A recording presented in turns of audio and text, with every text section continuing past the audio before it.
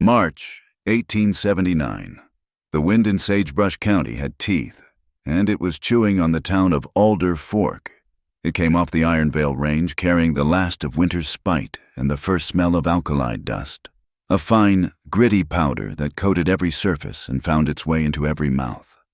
It howled down the main street, a desolate canyon of false-fronted buildings, whipping the tattered pennants on the mercantile green into a frenzy. The flags, long bleached of their patriotic colors, slapped a frantic, lonely rhythm against the warped pine of the general store. The green itself was a bitter joke, a patch of pale, hard-packed dirt separating the saloon from the bank, distinguished only by the public flagpole and a horse trough that was, at this moment, bone dry. The sound of the wind was the only sound. The town had gone dead silent. Even the blacksmith's hammer was still. The saloon doors were closed. People watched, but they watched from the shadows of alleys and through the grimy panes of their windows. Those caught in the open froze, their faces hardening against the cold and the spectacle. In the center of that silence, Deacon Abel Crow was preaching immorality. His voice boomed, a rich, oily sound that seemed to coat the air. Decadence and defiance. This is what happens when we allow the serpent into our fold. Crow was a man built of soft piety and hard ledgers. He wore a fine black frock coat, unbuttoned to reveal a silken waistcoat that strained against his considerable middle.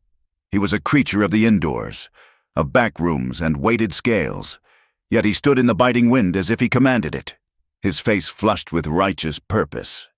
His sermon was directed at the woman his men were tying to the flagpole. Her name was Tamsin Avery. She was not a big woman, but she was fighting with the ferocity of a trapped bobcat. Her hands, already raw from the coarse hemp rope, thrashed against the pole. One of her captors, a heavy-set brute named Stiles, grunted as she kicked him square in the shin. "Hold still, you witch," Stiles snarled. Yanking the rope so tight she cried out, a sharp gasp of pain that was stolen by the wind. "She is a thief," Crow bellowed, pointing a thick finger at her. "She has stolen from the parish, stolen, I say, from the very orphans she pretends to shelter." Tamsin twisted, her auburn hair pulling free from its pins, whipping across her face like flames. "That's a lie. Deacon, you know it's a lie." "Silence," Crow commanded. "You will not spread your poison here. You will accept the town's judgment." At the edge of the green, Sheriff Ira Talbot shifted his weight from one foot to the other. His badge, a tarnished piece of tin, seemed to weigh him down. He was a tall man, gone to seed, his face a roadmap of compromises. He owed his election to the Alder Fork Business Council, a polite name for Deacon Crow and the freight line men who kept the town in a quiet chokehold. Talbot stared at the signature on his new boots, the ones the mercantile had forgotten to bill him for. He kept his hand deliberately far from the worn grip of his peacemaker. This was not his fight. This was Crow's theater. From the steeple of St. Bartram's, the church Crow had built with mortgaged timber, the bell began to toll. It was not a call to prayer. It was a slow, oppressive bong, bong, bong. Each strike was a hammer blow against the silence, a countdown to the inevitable. Stiles, his legs smarting, uncoiled a long, black bullwhip from his belt. The crowd, perhaps 50 souls in all, seemed to shrink. This was the part they had come to see, and the part they would deny having watched. Stiles tested the whip. He was practiced. He flicked his wrist, and the leather braid hissed through the air, ending in a sharp crack that echoed off the bank wall. A child, no older than 5, let out a high, terrified wail. His mother, her face pale and pinched, snatched him up and buried his face in her skirt, her hand clamped over his mouth. "Hush now," she whispered, her own eyes wide with fear. "Don't you look—" The men turned away. They inspected the sky for rain that wasn't coming. They examined horse leathers that didn't need examining. Old Man Hemlock, the banker, began a profound study of the lint on his suit coat.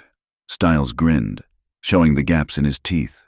He stepped back, measuring the distance to Tamsin's back. She was pressed against the pole, her eyes squeezed shut, her body trembling violently. But she made no sound. He drew the whip back, his shoulder muscles bunching for the first strike. The sound that cut the air was not the hiss of leather.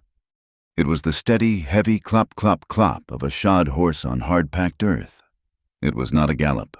It was a walk, a deliberate, unhurried, inevitable walk that seemed to mock the tension in the air. The crowd did not part so much as it dissolved. People stumbled back, clearing a path from the main road. Cassian Holt sat astride a heavy-shouldered bay roan, a horse built for mountain work. Not for speed. He wore no hat. His duster was the color of the road, stained with sweat and trail dust, the canvas worn thin at the elbows and cuffs. He looked as if he had been carved from the same hard rock as the Ironvale peaks, all sharp angles and quiet menace. His eyes, the color of gunmetal, were fixed not on Crow, not on Tamsin, but on the whip in Stiles's hand. He rode the roan directly into the center of the green, stopping the horse just yards from the flagpole. The animal snorted, its breath pluming in the cold. Stiles, his arm still raised, hesitated. "This ain't your business. Holt." Crow, his sermon interrupted, swelled with fury. "Get out of the square. Rancher, the town is attending to its own." Cassian swung his right leg over the saddle and dropped to the ground in one fluid motion. He didn't loop the reins. He just dropped them.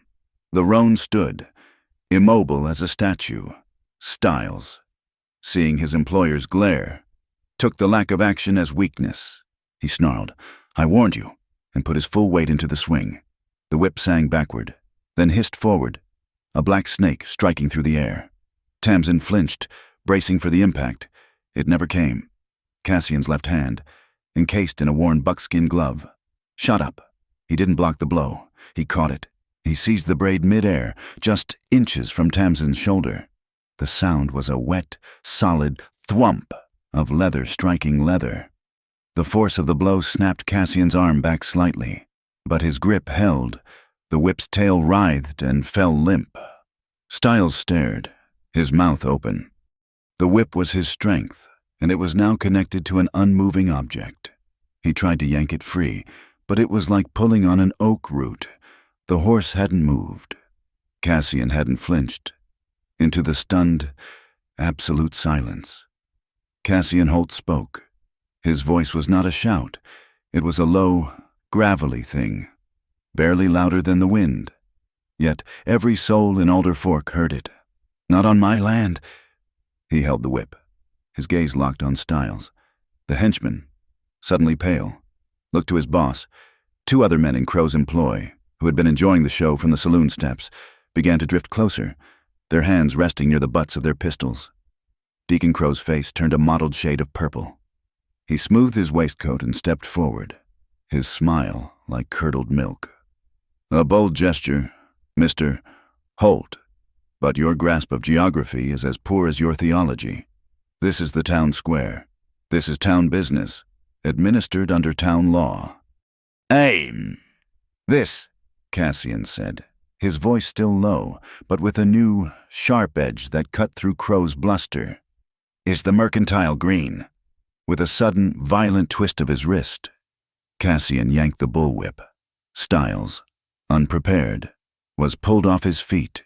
He stumbled, arms flailing, and landed hard in the dust at Cassian's feet. Cassian let the whip fall next to him as if it were unclean. "My grandfather, Jedediah Holt, deeded this parcel of common to the people of Alder Fork in 1853. Cassian continued, his eyes lifting to meet Crow's. "He deeded it for public grazing, for markets, and for assembly. He did not deed it for public spectacle." He turned his head just enough to acknowledge the sheriff, and the town charter, Article 4, which I am certain Sheriff Talbot has read, expressly forbids the administration of public punishments on this ground. It is consecrated common, not your whipping post. A dangerous murmur rippled through the crowd. This was not piety. This was law. Sheriff Talbot visibly straightened. He had been given an anchor. Tamsin Avery, who had been shaking so hard she could barely stand, lifted her head. The ropes bit deep into her wrists, but her voice, though hoarse and cracked, was clear. "He calls it law," she choked out. "But it's theft. All eyes snapped to her.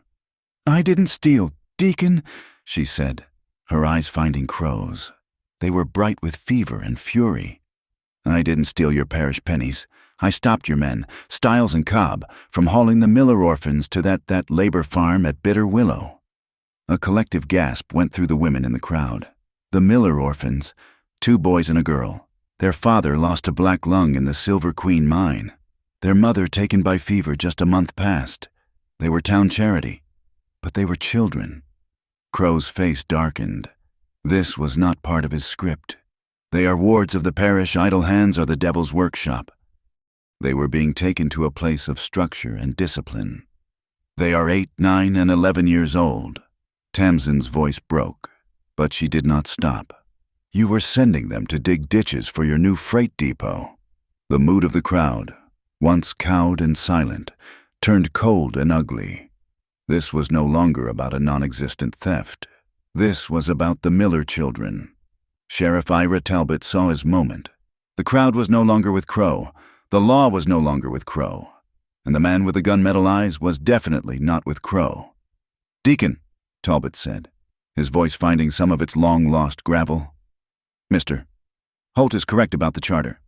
He stepped forward, placing himself between Crow and the flagpole. "And this dispute about the orphans is a matter for a circuit judge, not a whip. Stiles, cut her down." Stiles, scrambling to his feet and wiping dust from his bruised chin, looked desperately at Crow. The deacon was trapped. His authority was built on the illusion of public support. Now, surrounded by the hostile silence of his neighbors, he gave a furious, almost imperceptible nod. But Cassian Holt was already moving. He did not wait for the henchman. He turned to Tamsin, who was watching him with a look of stunned, desperate gratitude. He drew a heavy, broad-bladed skinning knife from the sheath on his belt. She flinched as he raised it, but he was not looking at her. He was looking at the ropes. In 2 sharp, upward cuts, he severed the hemp bindings. Tamsin stumbled forward, the blood rushing back into her numb hands with a searing pain. She would have fallen, but Cassian caught her, his gloved hand closing around her elbow, steadying her. She was small, her thin cotton dress offering no protection from the wind. She was trembling, not just from cold, but from shock. He said nothing.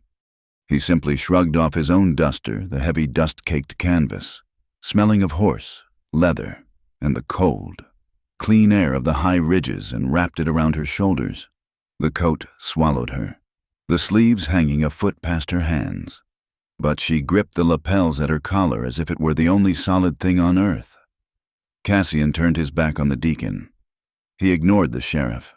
He picked up the reins of his roan, the leather soft in his grip. He looked at Tamsin. "Come on." He started walking, leading the horse. Tamsin took one deep, shuddering breath, her small form hidden inside the massive coat, and walked beside him. The crowd parted for them a second time, a silent corridor opening through the sea of shamed, uncertain faces. No one spoke, no one cheered, no one offered help. They just watched. The only sounds were the clop of the roan's hooves on the hard-packed green, the snap of the tattered flags, and the rising hiss of the wind, which now seemed to carry the whispers of the town. They watched the lone rancher from Holt Ridge, the man who had stared down the deacon, and they watched the woman he had shielded. The bell of St. Bartram's had finally, blessedly, fallen silent. They left the compressed judgment of Alder Fork behind, climbing the long, winding wagon trace that led out of the valley. The town shrank until it was just a collection of gray blocks huddled in the dust. The wind, which had been a tormentor on the green, was different up here. It was a clean, cold force that scoured the high chaparral, smelling of sage and juniper and the immense, lonely distance of the frontier. Cassian rode ahead, the roan picking its way over the rocky ground with a steady, unhurried gait. Tamsin followed a few yards behind on her own mount, a tired-looking sorrel mare she'd left tied at the edge of town. She was enveloped in his canvas duster, a garment that carried the weight of a promise, its heavy folds shielding her from the worst of the wind. For the first mile, perhaps 2, neither spoke. The only sounds were the ringing of horseshoes on stone and the creak of saddle leather. Cassian did not look back. He was a man who seemed to move with the landscape, his eyes constantly scanning the high ridges, the shadowed cuts in the earth, the places where trouble could wait. He was not a talker. He was a watcher. The silence, after the raw nerve tension of the square, became a heavy blanket. It was Tamsin who finally broke it, her voice still rough. "They won't just let this go, Mr. Holt." Cassian's gaze didn't waver from the horizon. "No," he said. "They won't. You shouldn't have. You've put yourself in his path, in Crow's path. He was standing in mine." His finality seemed to close the conversation, but after another 100 yards, Tamsin spoke again, the words spilling out as if the dam of her silence had finally broken. She had to make him understand. "It's called the rain shelter," she said, her hands, still raw from the ropes, gripping the saddle horn. It wasn't much, just an old line shack out by Bitter Willow Creek. The roof leaked. I spent my savings." She paused, as if realizing what that meant. "What savings I had from before, and from mending, here in town." Cassian listened. He asked no questions, offered no easy comfort. He just listened. "It was for the women," she continued, her voice gaining a thin thread of strength. "The widows, like Mrs. Miller, the ones left behind when the mines take their men, or the fever, and their children. A place to stay where they didn't have to beg on the street or go to the parish for charity." She spat the last word like it was poison. Crow didn't care, not for a year. It was just Avery's folly, a broken-down shack on useless land. Then the railroad surveyors came through. Cassian's head turned. Just slightly. The railroad. That was the magic word that turned quiet men into killers and honest towns into dens of thieves. "He wants the land. Mr. Holt, my little patch by the creek. The new Alder Fork Freight Depot is going up just south of there. They plan to make it the biggest coal loading station in the territory." "Coal needs water," Cassian said. It wasn't a question. "And Bitter Willow Creek is the only steady water source in that pass," Tamsin confirmed, her voice tight. "He needs that creek. He needs my land to control the water rights. He tried to buy me out. When I refused, he tried to persuade me." "The whip," Cassian said. "That," Tamsin whispered, "was for the town, to make me an example, to show I have no standing. The real trouble, the frame-up that was because of Eliza." She stopped, her breath catching. The name hung in the cold air. "Crow's Parish runs a debtor's farm, north of town," she said, her voice dropping so low Cassian had to strain to hear her over the wind. "A place for parish wards, orphans, to earn their keep, he says."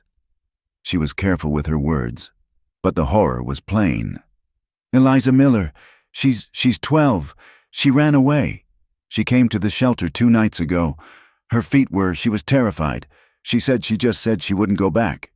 Tamsin's whole body was rigid. "Crow's men, Stiles and that other one, Cobb, they came for her. They called her parish property. They said I was inciting theft, the theft of their labor." She looked away, toward the vast, empty expanse of the Iron Vales. "I hid her. When they left to get the sheriff, I gave her every cent I had, $21. I put her on the midnight freight wagon, hidden in a hay bale. I told her not to stop until she hit the state line." "That was the stolen money," she finished, her voice flat and dead. "And that was the immorality he was preaching about. He couldn't get the land, so he tried to take my name." Cassian rode on, his face an unreadable mask of stone. He said nothing of the girl, nothing of Crow. Instead, he reined in his horse, dismounting in a patch of scrub and broken rock known as Juniper Wash. "What is it?" Tamsin asked, pulling her mare to a halt. He didn't answer. He knelt by the bank of the dry wash, his gloved fingers tracing an indentation in the damp, sandy soil. He stayed there for a long time, moving slowly along the bank, his eyes sweeping the ground. "Someone was here," he said, standing up and wiping the grit from his glove. "Hunters? No." He pointed with his chin. "Tracks. 4, maybe 5 riders. They were here this morning. And yesterday. Crow's men. Maybe. He walked back to his roan. But these horses, they're shod heavy. Military style. Not local ponies. And the men, they wore boots with heels, not moccasins. But they were trying to hide the tracks. Riding in the wash. Trying to make it look scattered. He swung into the saddle. They weren't hunting. They were watching, waiting. They had a clear view of the road to town from here. Tamsin's blood ran cold. This wasn't just Deacon Crow. This was something else, something organized. "There's more," she said, her hand instinctively going to the collar of her dress, clutching at something beneath the fabric. "It's not just the creek water he wants." She pulled a small, oilcloth-wrapped packet from the bodice of her dress. It was stained and worn. "The surveyor," she said. "A man named Elliot Rames. He was a good man. He boarded with me at the shelter for a week while he was mapping the depot line. He disappeared 3 weeks ago, just gone." She unfolded the oilcloth. Inside was a heavy sheet of draftsman's paper. It was torn, jaggedly, down the middle. "He was charting the water table for the railroad," she whispered. "He found something. He told me Crow was trying to buy his maps, but he wouldn't sell. He said the water belonged to the land. This is all I have left." It was half of a detailed hydrological map, even to an untrained eye. The blue lines were clear. It showed Bitter Willow Creek, but it also showed a complex web of lines under the ground. "Underground springs," Cassian said. His eyes narrowed. "A whole aquifer. Rames said it was enough water for a town, not just a depot." Tamsin said he was going to file it with the territorial office. He said this half, she pointed to the paper, was the proof. The other half just shows the depot layout. Crow must have it. Without this half, he can claim the springs don't exist and that the creek is the only source. He can seize the land and sell the railroad a water monopoly that's worth a fortune. Cassian stared at the map, then at her. Now he understood. This wasn't about a 12-year-old girl or a patch of land. It was about controlling the one thing the frontier couldn't live without. He nodded. Once. And Tamsin carefully folded the map and put it away. They rode the rest of the way to Holt Ridge in silence. The ranch was not like the buildings in town. It was built to last, not to impress. The main house and barns were low-slung structures of thick river stone and heavy, hand-hewn timber, set deep in a high valley that offered shelter from the wind and a clear view of the only pass in. It was a fortress, and it felt as isolated as one. "Old Bram," Cassian called out as they rode into the main yard. A man who looked as old and tough as a piece of seasoned hickory emerged from the blacksmith's shed, wiping soot from his hands on a leather apron. His eyes, clear and sharp, took in Tamsin, the duster, the weariness in both of them.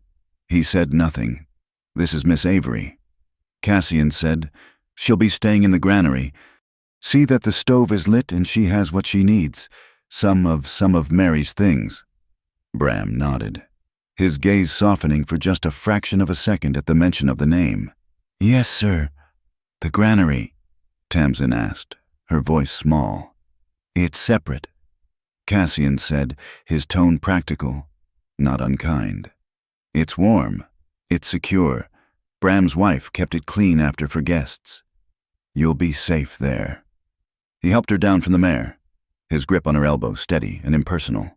She stumbled, her legs stiff from the ride and the strain of the day. He led her to the small, sturdy building. It was, as he'd said, a granary, but one wall was lined with shelves.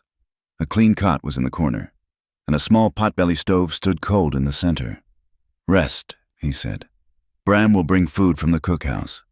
He left her there, standing in the middle of the small, safe room. The heavy duster still pooled around her feet. Dusk fell fast in the high country. The wind died down, and a deep, oppressive quiet settled over the ranch. Tamsin sat on the cot, listening to the horses shifting in the nearby corral. Bram had come and gone, lighting the stove, which now gave off a low, welcome heat. He'd left a tray with a tin plate of beans and bacon, and a mug of hot, bitter coffee. She was just starting to feel the first thaw of safety. the first loosening of the knot in her stomach. When it happened, it wasn't a loud noise. It was the horses. A sudden, alarmed snort from the corral, followed by the stamp of a hoof. Cassian was on the porch of the main house, cleaning his rifle. He froze, his head lifting. In the granary. Tamsin stood up, her heart leaping into her throat. Then came the sound, a high, thin whistle, like a nighthawk diving, but sharper, more mechanical. It ended not with a crash, but with a clack and a long, metallic skitter rattle across the tin roof of the smokehouse. Just yards away. Silence. Absolute. Cassian was on his feet, his rifle in his hands, melting into the deep shadow of the porch.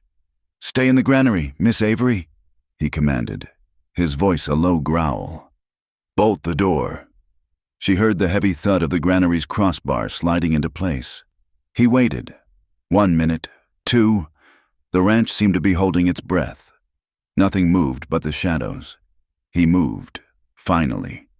Not in a rush, but in a low, swift crouch, keeping to the dark spaces between the buildings. He circled the smokehouse. There, in the dust, lay a dark green whiskey bottle. It was intact, and there was something stuffed inside its neck. He pulled out the rolled piece of coarse brown paper. He struck a match, cupping the flame against the non-existent wind. The writing was crude, scrawled in charcoal. "Holt, this ain't your land. She ain't yours. Ride her out, or the next one burns." The match burned down, scorching his fingers. He dropped it, but he didn't feel it. A cold, slow rage was building in his chest, so cold it felt like ice. They had been watching. They had followed them. They were here. He walked, not to the main house, but to the bunkhouse. Bram. The old foreman appeared in the doorway, already holding a shotgun. "Put that away," Cassian said. He walked past him to the gun cabinet, unlocked it, and pulled out a heavy, lever-action rifle. "A Spencer. Take the Spencer, and 2 boxes of cartridges. Watch the main gate. They're testing us." Bram took the rifle. "And you, boss. I'm checking the north fence. The new barbed wire line, the most vulnerable point." He saddled a fresh horse and rode out, a dark shape disappearing into the blackness. An hour later, he returned. The fence was intact. He walked to the granary. The light from the stove's grate cast a small red glow through the open door. Tamsin was standing just inside, the duster clutched around her as if it were armor. She hadn't bolted the door again after he'd left. "You should have left me in town, Mr. Holt," she whispered, her voice shaking but fierce. "This is my fight. They're threatening your home because of me." "They threatened my land," he corrected her, his voice flat. He stopped a few feet from her. "They put my ranch in their sights. That makes it my fight." She looked past him, into the terrifying, dark emptiness of the ranch yard, then back at his face, which was half hidden in shadow. The fear was still there. She could feel it vibrating in her bones. But something else was rising to meet it. The same hard defiance that had made her hide a child and face a whip. "I'm not running anymore," Tamsin said, her voice shaking less now. "I ran from my old life to come here. I won't run from this one. I won't let him take that land." Cassian studied her for a long moment. He saw the tremor in her hands, but he also saw the steel in her eyes. He had seen that look before. In men heading into a fight, they knew they might not win, but would not avoid. He gave a single, slow nod. "All right," he said. "Then we don't hide. We prepare." The night held its breath. The warning, scrawled in charcoal, had settled over the ranch like a frost, making every shadow deeper, every natural sound a potential threat. But the night passed without a second bottle, without the orange flicker of fire. Dawn came not as a sunrise, but as a slow draining of the dark. The high peaks of the iron veils turned from black to a bruised purple, then to a sharp, pearlescent gray. A rooster, brave in the new light, crowed from the coop. In the corral, horses stamped in blue, their breath pluming. The smell of wood smoke from the cookhouse chimney finally cut through the cold, carrying with it the blessed, bitter scent of brewing coffee. Tamsin had not slept. She had sat on the cot, wrapped in Cassian's duster, listening to the unfamiliar sounds of the ranch, her nerves stretched thin as wire. When the first light touched the granary window, she folded the duster and placed it neatly on the cot. She could not be idle. Idleness invited fear. She found a tin basin and a pump behind the granary. The water was so cold it made her teeth ache, but she scrubbed her face and hands, trying to wash away the grime and shame of the town square. Her wrists were the worst of it. The rope had rubbed the skin raw, leaving deep, angry red furrows that burned at the slightest touch. She had found a strip of clean cloth in a supply box and wrapped it clumsily around them, wincing as the fabric bit into the raw flesh. She left the granary and walked, not to the cookhouse, but to the barn. The doors were open. The smell of warm animals, dry hay, and manure was rich and earthy. It was a smell from her childhood. It was a smell of work. Old Bram was in the back, forking hay into the upper loft. He saw her enter, his eyes taking in her small, determined frame. He paused, his pitchfork resting, and simply watched. Tamsin found a smaller fork, its handle worn smooth by years of use. She walked to the first stall, unlatched the gate, and stepped inside. The horse, a tall buckskin, shied for a moment, then went back to its feed. Tamsin set to work. She didn't fumble. She didn't waste emotion. Her movements were economical and strong. She scraped, lifted, and tossed the soiled straw into a wheelbarrow with a steady, practiced rhythm. This was not a soft woman from the city. This was a woman who knew the weight of a day's labor. Bram watched her for a full 5 minutes. Then, satisfied, he grunted and went back to his own work. It was a silent acceptance. When she had finished the third stall, Cassian found her. He was standing in the wide barn doorway, a tin mug of coffee in his hand.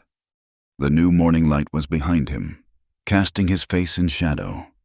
He had watched her for the last few minutes, noting the efficiency, the way she braced her back, the set of her jaw. "You've done that before," he stated. Tamsin paused, leaning on the fork. She was breathing hard, sweat trickling from her hairline despite the cold. "My father had a farm, back in Illinois." She looked down at the straw. "Before the war, before everything. You're earning no wages here, Miss Avery." "I'm earning my keep, Mr. Holt." She tossed the last forkful into the barrow. "I won't be a burden." He sipped his coffee, the silence stretched, filled only by the sounds of the waking ranch. "Old Bram's wife, Mary. She used to say the same thing." Tamsin looked up. His voice had changed. The hard, flat edge was gone, replaced by something quiet and worn thin. "She was my wife," he said, his gaze moving past Tamsin, past the barn, to the high ridge where the sun was now breaking. "She loved this ranch, said she could breathe up here. She taught at the schoolhouse in town, back when we had one. She planted those lilacs by the porch." He was quiet for a long time. "The fever took her 4 years ago. Took her and 7 others in one winter." Tamsin stood still, the pitchfork heavy in her hands. This was a wound left open, one he didn't bother to hide but also didn't display. "It just was—" "I'm sorry," she whispered. He nodded, accepting the words. "My father built this place. He used to say this land, this ridge, it was meant to raise people, not to kill them." He finally looked back at her, his eyes clear. "Crow uses his church to keep people on their knees. He uses that square to break them. I won't have that here, not on this land." He was explaining himself. Explaining yesterday.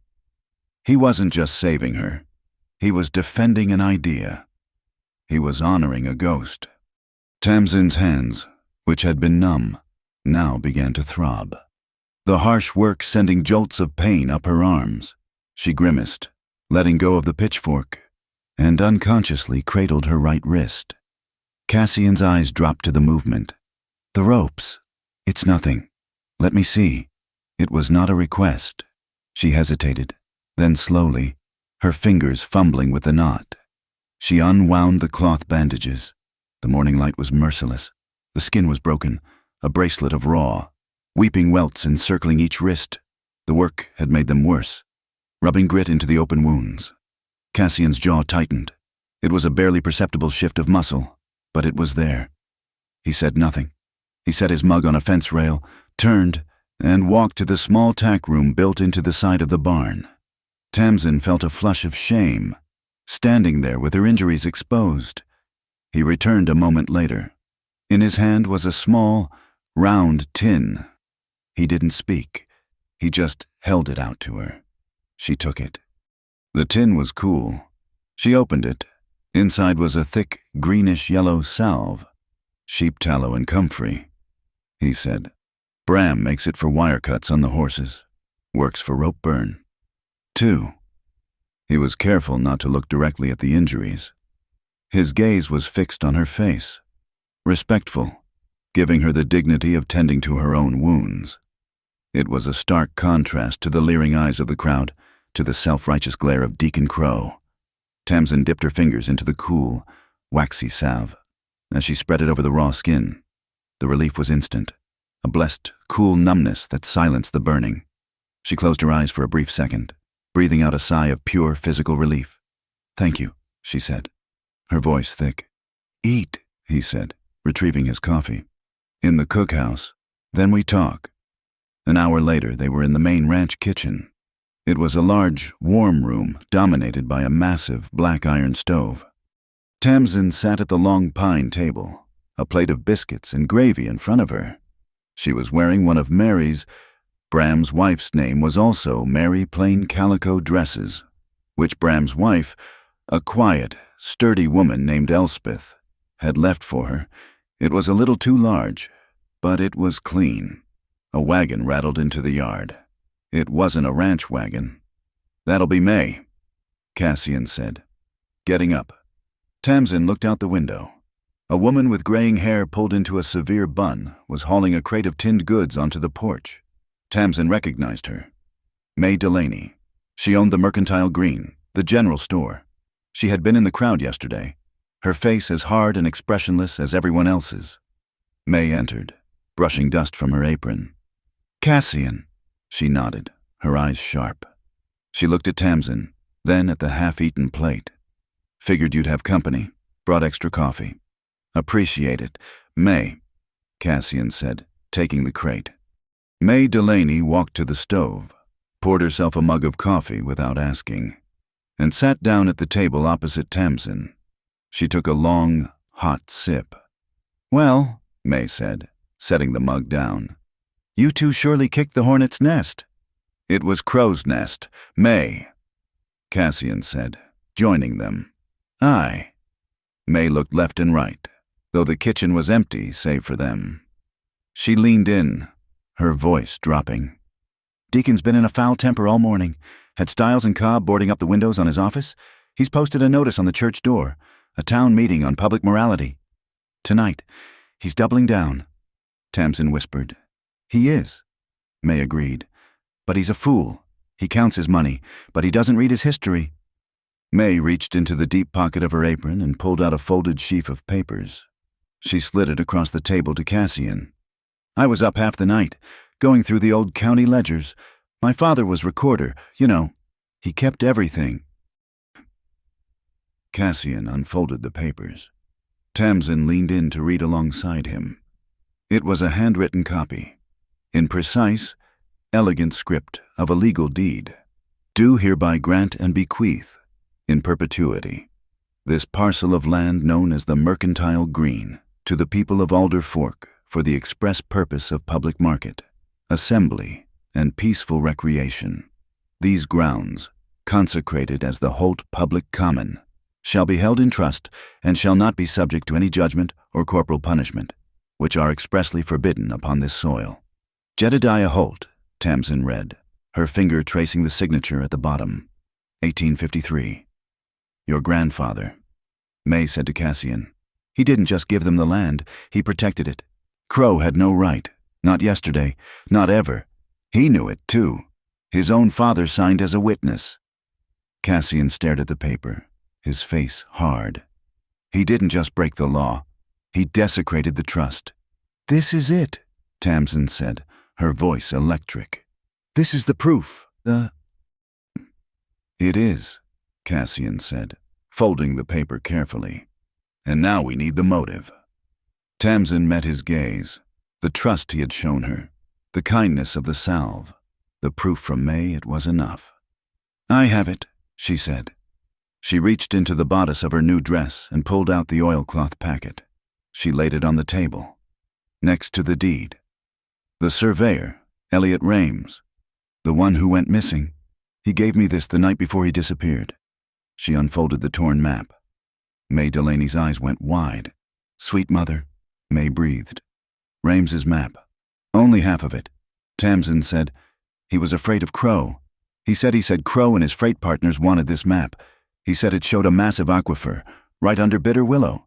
He tore it in two. He gave me this half the proof. He called it and kept the other half, the one showing the depot layout, as a decoy. He never made it to the territorial office."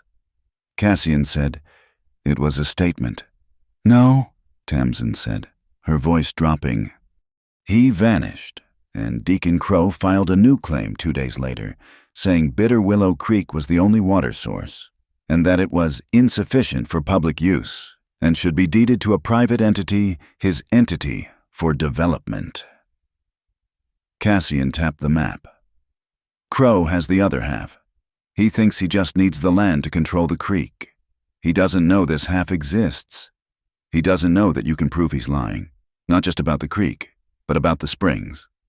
He looked at May. "A man who controls the water in Sagebrush County controls the railroad. He controls the town. He controls everything. Thirst makes men obey." Tamsin whispered, remembering Rames's words. A shadow fell across the kitchen doorway. All three of them started. Cassian's hand was halfway to the pistol he now wore on his hip. Sheriff Ira Talbot stood there, his hat in his hands, his face pale and sweating. "Sheriff," Cassian said, his voice flat. He did not move to let the man in. May Delaney quietly slid her hand over Tamsin's map, covering it. "Cassian, ma'am, May." Talbot nodded, his eyes skittering around the yard. I can't stay. I shouldn't be here." "But I rode the long way round." "Spit it out, Ira," May said, her voice sharp. "It's Crow." Talbot stammered, his eyes finding Cassian's. "That meeting tonight, it's a diversion. I heard Cobb talking in the saloon. He's not waiting for a vote. He's not waiting for a judge. He's moving the steam drill rig, the big one from the freight depot. He's moving it to Bitter Willow Creek." "When?" Cassian's voice was like a knife.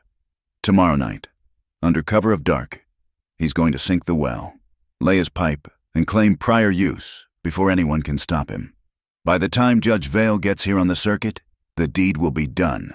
He'll own the water." Talbot took a step closer, his voice dropping to a desperate whisper. "Cassian, listen to me. He's not just taking Stiles and Cobb. He's hired on a half-dozen men from the rail yards. Hard men. They're not looking for a debate. They're looking for a fight. Don't go down there. Don't be a fool. I'm one man, I can't stop them." Cassian was silent for a moment. He looked at Tamsin, at the map, and then at the deed from May. "Don't bring a gun to this, Cassian," Talbot pleaded. "He'll claim self-defense. He'll put you in the ground." Cassian reached across the table and picked up the folded copy of his grandfather's deed. He held it up. "I'm not bringing a gun. Sheriff," Cassian said, his voice quiet, but carrying the weight of the stone in his walls. "I'm bringing paper." Talbot stared at the document, his brow furrowed, a flicker of something, perhaps hope, in his compromised eyes. He nodded, once, then turned and disappeared from the doorway as silently as he had come. Tamsin and Cassian were left alone in the kitchen. The tension was back, thick as molasses. Tamsin walked to the window. She looked out past the porch, past the safety of the ranch yard, to the new barbed wire fence line Cassian had been checking last night. A single, sharp ray of morning sun struck one of the taut wires. It blazed for a moment, a thin, brilliant line of silver against the brown earth. It was as thin as a thread. It was sharp, and it would cut any man who tried to cross it. But it was real, and it was holding, The Alder Fork Town Hall was a box of shadows. Kerosene lamps, their wicks trimmed low to save money, cast a sick, yellow light on the dark pine walls. The room was packed, standing room only, and it smelled of damp wool, stale tobacco, and the sour tang of collective anxiety. This was not the stunned, silent crowd from the square. This was a room divided, buzzing like a nest of disturbed hornets. Deacon Abel Crow stood at the front, next to the chairman's table, his large hands resting on his personal, leather-bound Bible. He looked serene, a shepherd disappointed in his flock but ready to guide them. When the main door opened, a draft of cold night air silenced the room. Cassian Holt entered first, his tall frame filling the doorway. He wore no gun, a deliberate statement. Beside him, almost in his shadow, was Tamsin Avery. She was not in the tattered dress of yesterday. She wore the clean, borrowed calico, her hair pulled back tightly. She looked pale but not broken. May Delaney, clutching her ledger, followed them in. They took 3 empty seats on the splintered bench at the very back, a silent trinity of dissent. Chairman Hemlock, the banker whose loans Crow held the notes on, banged his gavel. His eyes, small and nervous, flickered toward the deacon. This emergency meeting of the Alder Fork Town Council is called to order. Deacon Crow has the floor. Crow beamed, his voice unctuous and smooth. My friends, my neighbors, we are a community of laws, a community of morality. What happened yesterday on the Mercantile Green was unfortunate, a symptom of a deeper malaise. He paced, his gaze sweeping the crowd. Our town charter, while noble, is dated. It lacks the clarity needed to deal with modern problems, with vagrancy, with defiance, with elements that seek to undermine the very foundations of our spiritual and economic health. He unrolled a piece of paper. Therefore, I propose a new addendum, the Alder Fork Decency Ordinance. It clarifies the town's right nay, its duty to administer public censure and correction for acts of immorality and disorderly conduct. It gives our good sheriff the teeth he needs to enforce God's law. A wave of applause came from the front benches, where Crow's freight managers and the saloon owners sat. In the back, the farmers and ranchers remained silent, their hands on their knees. Sheriff Talbot, leaning against the far wall, looked down at his boots. A vote, Mr. Chairman, Crow urged. Let us make our town whole again. Just a moment. Chairman. Cassian Holt's voice, low and calm, cut through the room. He didn't stand up, which somehow made the command more powerful. What is it, Mr. Holt? Hemlock squinted, annoyed. It seems the deacon hasn't read the charter as closely as he claims. Cassian said. He stood, and May Delaney stood with him, handing him the copied papers. Cassian walked down the center aisle. The crowd parted for him. He did not look at Crow. He placed the papers on the chairman's desk.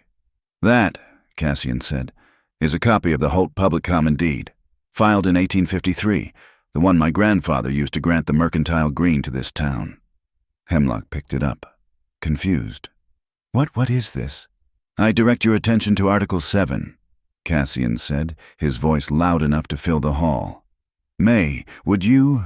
May Delaney, her voice high and reedy but clear as a bell, read from her own copy. These grounds, consecrated as the Holt Public Common, shall be held in trust, and shall not be subject to seizure, private ordinance, or any judgment or corporal punishment, which are expressly forbidden upon this soil. In perpetuity. A different kind of silence fell, a stunned, sharp intake of breath. Stiles, Crow's henchman, standing near the door, let out a guffaw. Perpetuity, that's just old paper. This is Crow's town. Crow's face, which had gone pale, flushed with anger. He smiled, a thin, reptilian gesture. A lovely piece of history, Mr. Holt, a touching sentiment, but it does not address the crime that precipitated the event. He turned on Tamsin, who sat alone on the back bench. That woman, Tamsin Avery, is the one who violated our laws I have here. He produced another document, a formal complaint, signed by 3 concerned citizens. He handed it to Talbot, who was forced to take it. A complaint against Miss Avery for disorderly conduct, inciting vagrancy, and disturbing the peace. She is a menace. The room shifted. This was a new attack. Crow was abandoning the legality of the punishment and pivoting to the legality of the person. Chairman Hemlock, visibly relieved to be off the hook of the Holt deed, nodded gravely. This is a serious charge. Miss Avery, the decency ordinance, oh well, this complaint must be addressed. He was drowning, and Crow had thrown him a rope. He was ready to hang Tamsin with it. All eyes turned to the back bench, to the woman in the borrowed dress. She was cornered, the focus of every eye. At the side of the room, near the cold stove, a woman with sharp eyes and a pencil made a note on a pad of paper. Mira Calder, editor, owner, and sole reporter for the Sagebrush Ledger, hadn't missed a word. She looked from the deed in Hemlock's hand to the complaint in Talbot's. She tapped her pencil. The deed versus the debt. That's the story. Tamsin Avery stood up. Her hands, wrapped in their fresh bandages, were clasped so tightly her knuckles were white. She did not look at Cassian. She looked first at Hemlock, then at the faces of the townsfolk, and finally, her gaze landed on Deacon Crow. When she spoke, her voice was not the raw cry from the flagpole. It was low, and it shook, but it carried. "You call me a menace, Deacon," she said. "You, who would send children to a labor farm. You, who would twist God's word to justify a land grab." "Out of order." Hemlock banged his gavel. "I am not out of order." Tamsin's voice rose, silencing him. "I am standing. You tried to break me yesterday. You tied me up in the center of town, hoping I would be too ashamed to ever show my face again. You wanted me to crawl away in the dark." She took a step into the aisle. "But I am here because I choose to stand in the sun rather than kneel in the shadows." A murmur, a dangerous ripple, went through the room. It was not applause. It was the sound of mind changing. The farmers' wives, the miners, the people who lived in debt to the bank and the mercantile, they knew what it felt like to kneel in the shadows. Tamsin looked straight at Crow. "You can file your complaints. You can invent your ordinances, but you can't have my silence. And you can't have Bitter Willow Creek." She had said it. The unspoken word. Crow's face went purple. He saw, in an instant, that he had lost the room. The decency ordinance was dead. Tamsin's reputation was, for the moment, restored. He slammed his own hand on the table, a shock of violence that made Hemlock jump. "Enough," Crow roared, abandoning all pretense of piety. "Enough of this woman's histrionics. We're not here to discuss her feelings. We are here to discuss the future of Alder Fork." He wheeled on the crowd, his voice now a pragmatic boom. "The railroad, the new depot, this is prosperity, knocking at our door. And what does it require? Water. We all know this. The town well is running at 30%. The summer will be dry." He pointed a thick finger, not at Tamsin, but toward the window, toward the pass. "That patch of useless land at Bitter Willow Creek, the one this woman is sheltering vagrants on, has the only reliable water flow. I am proposing the council vote tonight to claim that land under the Territorial Improvement Act. We will pipe that water to the depot and to the town, for the public good, for prosperity." This was his masterstroke. He had turned the debate from morality to survival. He had made Tamsin the obstacle to the town's future. Hemlock, seeing his cue, nodded vigorously. "A motion has been made to secure the water rights at Bitter Willow for the development of the freight depot. Hold the vote." Cassian said. Crow spun on him. "You cannot stop this. Holt, this is progress." "I am not stopping progress," Cassian said, his voice as cold as the wind outside. "I am stopping theft. This vote is premature." On what grounds?" Hemlock demanded, his confidence returning. "On the grounds that the water rights for Bitter Willow Creek and the aquifer below it are currently under dispute, and on the grounds that this council is not the final authority." "And who?" Crow sneered. "She is," Cassian said. "Judge Temperance Vale, of the Ironvale Circuit Court. I sent a wire to her in Ironvale this afternoon. She is riding to Alder Fork. She will be here by Friday. She will review the Holt deed. She will review Miss Avery's claim, and she will review yours. Deacon, she will adjudicate the water rights. Legally. The name dropped into the room like a chunk of ice. Judge Temperance Vale. She was not a man who could be bought. She was a terror to land grabbers and corrupt officials. She was the law. Crow was trapped. To deny the judge's authority would be to admit his guilt. To vote now would be seen as an act of desperation. Hemlock looked at Crow, begging for direction. Crow's face was a mask of thunder. He was beaten. Fine, the deacon bit out. The word sharp. Fine, let the town wait. Let progress wait. We shall, of course, honor the circuit court's review. He gave a stiff, furious bow. Hemlock banged his gavel, his hand shaking. The vote on the water rights is hereby tabled, pending the arrival of Judge Vale. This meeting is adjourned. Chairs scraped. The tension broke, but the air was still sour. Crow snatched his Bible and stormed out the side door. His men, Stiles and Cobb, following like shadows. Sheriff Talbot, who had been standing by that same door, stiffened. He had been close enough to hear Crow's furious, sibilant whisper to his henchmen as they passed. He's stalling, Crow hissed. The judge doesn't arrive till Friday. We drill tonight. Get the rig from the depot. I want that well sunk by dawn. She can't adjudicate a well that's already pumping. Talbot's blood ran cold. He watched them disappear into the dark. He looked at Cassian and Tamsin, who were being surrounded by a few brave, whispering neighbors. He was trapped between his badge and his fear. He saw his deputy, a young, earnest man named Hayes, by the main door. Talbot walked over, his face grim. "Deputy," he said, his voice low. "Saddle your horse. You're not going home. Ride to Holt Ridge. Ride the fast way. Tell Holt, tell him the deacon isn't waiting for the judge. The steam drill is moving to Bitter Willow. Tonight." When Cassian and Tamsin finally emerged from the hall, the square was dark and cold.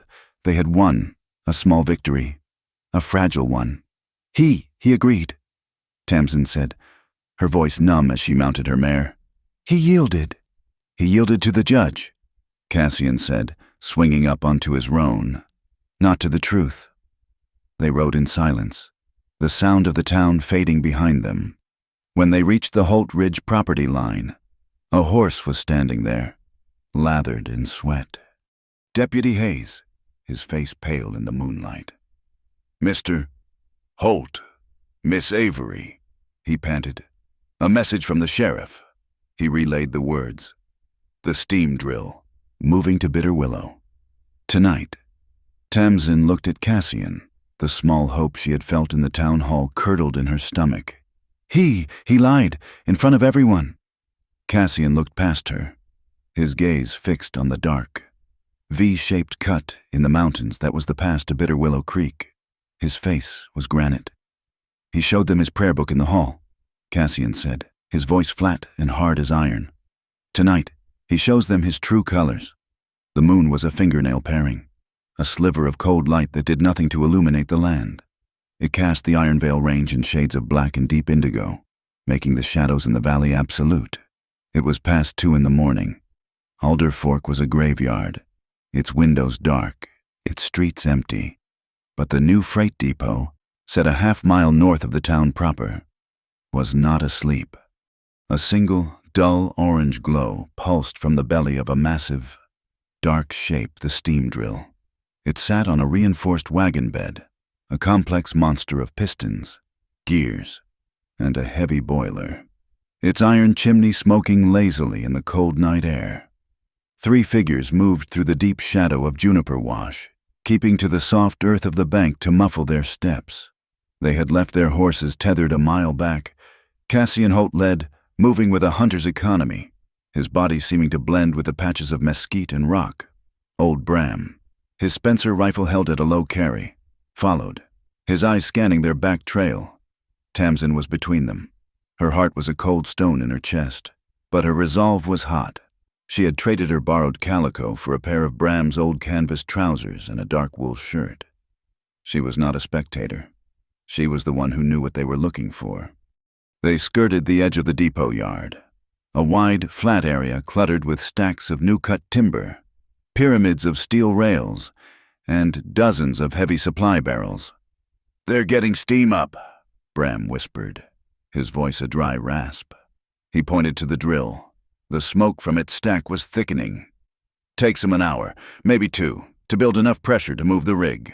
Talbot's boy wasn't wrong. They're moving tonight." Cassian held up a hand. They froze. He pointed, not at the drill, but at the supply barrels stacked near it. They were new, freshly stenciled. Cassian crept closer, moving from the shadow of one woodpile to the next. He knelt by the barrels, pulling his knife. He didn't use the blade, but the heavy pommel, tapping it gently against the wood. They were full, liquid. He scraped at the stencil, his fingers brushing away the trail dust. Tamsin, watching from 10 yards back, saw him stiffen. He motioned her forward. She crept to his side, her eyes following his finger. The stencil was black and stark against the fresh pine. Quinn Lyle Water Company, Philadelphia, PA. Tamsin's breath hitched. "Quinn Lyle," she whispered, her mind racing back to the conversation she'd overheard, to the papers Elliot Rames had shown her. "That's not just a water company. That's the Eastern Syndicate, the ones backing the entire railroad expansion." "This isn't Deacon Crow's play, boss," Bram murmured, his face grim in the dark. "He's just the man at the front. This is bigger. This is territories." "All the more reason," Cassian said, his voice flat. He looked back at the drill, where 2 men, Cobb and another, were arguing over a length of chain. They were distracted. "Rames told me," Tamsin said, her voice urgent. "He said Crow didn't just use the church. He had an office, a railroad car. He kept it on the far siding." "Why?" Cassian asked. "He said the church is for faith, the car is for facts. It's where he keeps the ledgers, the real ones." Enum. Cassian scanned the yard. On the far side, near the main track, sat a single, dark red boxcar. It was isolated with A.C. Freight Office, painted on its side in flaking gold letters. A thin curl of smoke rose from its small chimney pipe. Someone was inside. No, not inside. The smoke was dying. The fire had been banked, but it meant someone had been there recently. "Bram," Cassian said. "Stay here. Watch the drill crew. If they start to hitch the team, you fire 1 shot into the air and fall back to the horses." Bram nodded, melting back into the shadows of the timber stack. "Tamsin, stay behind me. Do not make a sound." They moved, ghosting from shadow to shadow, a 50-yard dash across open ground. The moon vanished behind a cloud, plunging the yard into near-total blackness. They reached the side of the boxcar, pressing their backs against the cold wood. Cassian listened. Nothing, just the wind, and the distant clank of metal from the drill. The car's door was on the side. It was shut. Cassian moved to it, Tamsin right behind him. He tested the handle. It was heavy, iron, and locked. Tamsin's heart sank. "We can't."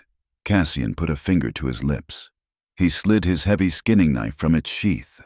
He didn't try to pick the lock. He wedged the tip of the blade between the lock's hasp and the wooden frame, and with a single, sharp, downward wrench, he put his shoulder into it. The sound was shockingly loud in the silence. A dry crack of splintering wood. The lock's screws tore free from the frame. They both froze. Across the yard. Cobb looked up. "What was that?" the other man spat. "Rats. This whole place is full of them." Cobb grunted, unconvinced, but returned to the chain. Cassian pushed the door open. Just an inch. The hinges were well oiled, silent. He slipped inside, into a darkness that was thicker and warmer than the air outside. Tamsin followed, pulling the door almost shut behind them. The car smelled of coal smoke, old paper, and stale whiskey. A tiny sliver of moonlight from the door's crack was all they had. Tamsin fumbled in her pocket for the match safe she'd brought. "No." Cassian's voice was a breath in her ear. "Too much light." He moved past her, his hands finding the potbelly stove. It was warm. He opened the firebox. A handful of red-orange coals glowed within, casting a faint, demonic light. It was enough. The car was an office. A heavy oak desk sat in one corner. Against the far wall was a set of flat file drawers, the kind used for maps and surveys. Tamsin went straight to it. She pulled the handle of the top drawer. Locked. The second. Locked. All of them. "Cash in," she hissed in frustration. He was already at the desk. He didn't bother with the drawers. His hands were moving under the desk's lip, feeling. His fingers brushed against a small, cold piece of metal, held in place by a strip of wax. A key. He handed it to her. Tamsin jammed it into the top drawer. It didn't fit. The second. It turned. The lock clicked. She slid the drawer open. It was full of shipping manifests. She slammed it shut. She tried the key on the third drawer. It turned.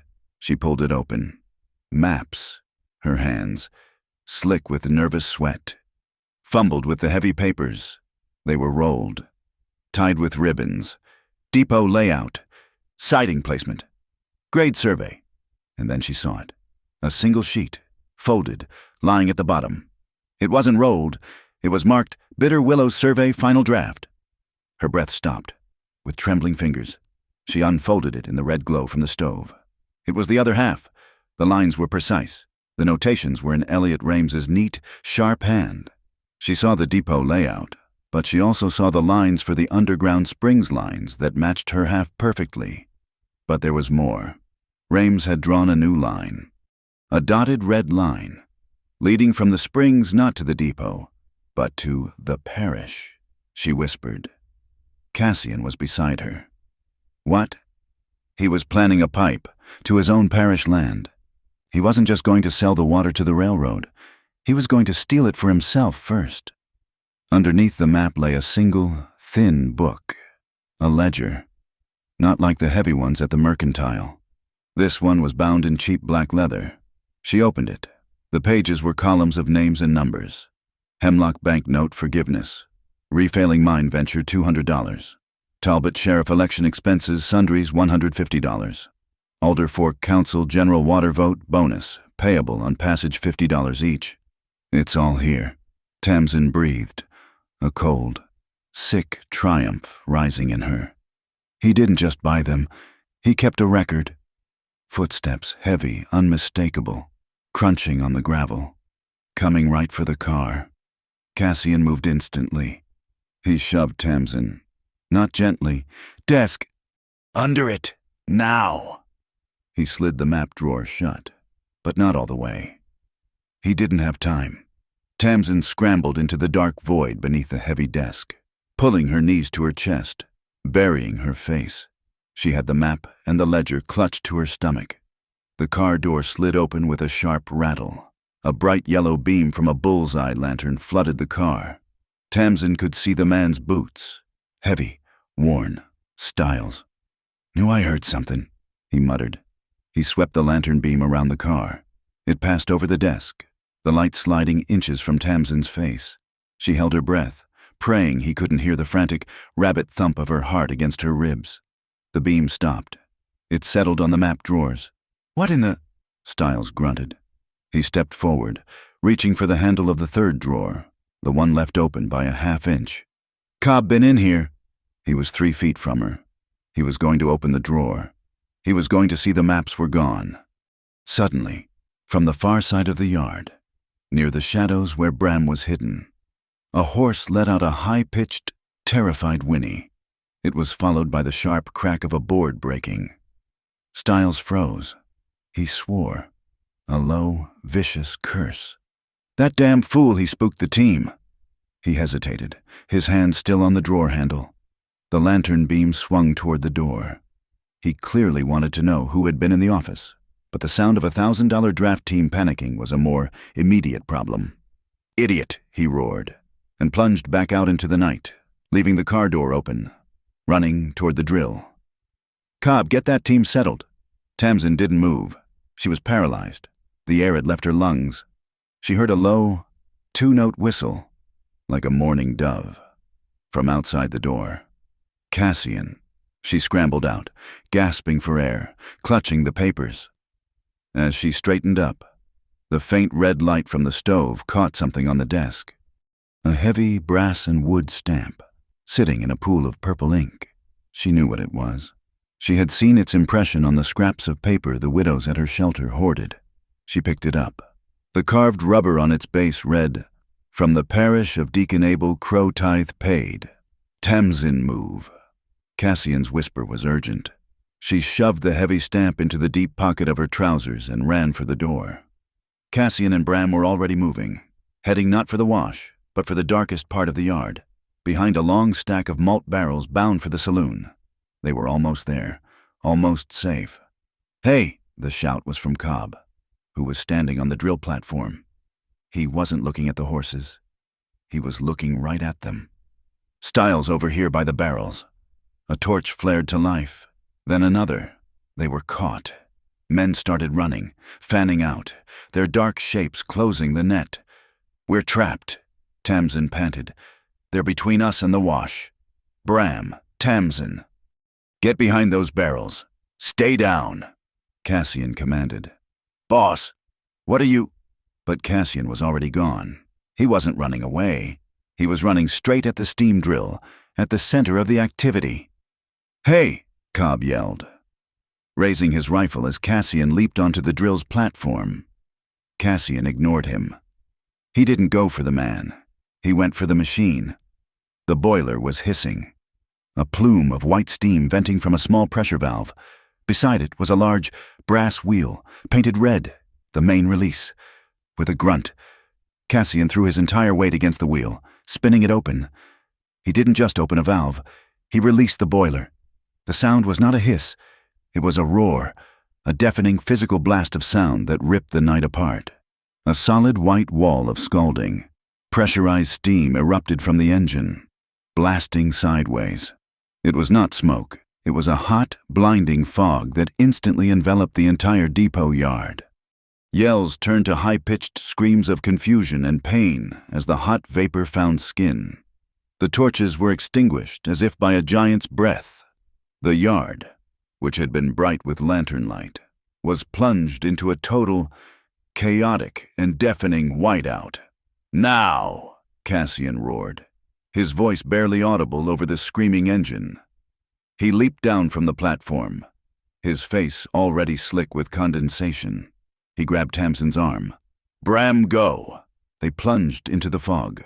They could see nothing. Cassian navigated by memory, one hand on Tamsin, the other brushing the wall of the main depot. They ran through the alley between the building and the malt barrels, their lungs burning from the steam. Behind them, the yard was in chaos. They reached the street and didn't stop running, sprinting for the dark mouth of Juniper Wash. As they neared the wash, they heard the first organized shouts. The steam was already dissipating. "Get horses. They're on foot, headed for the south road." The thunder of hooves echoed from the depot's stable.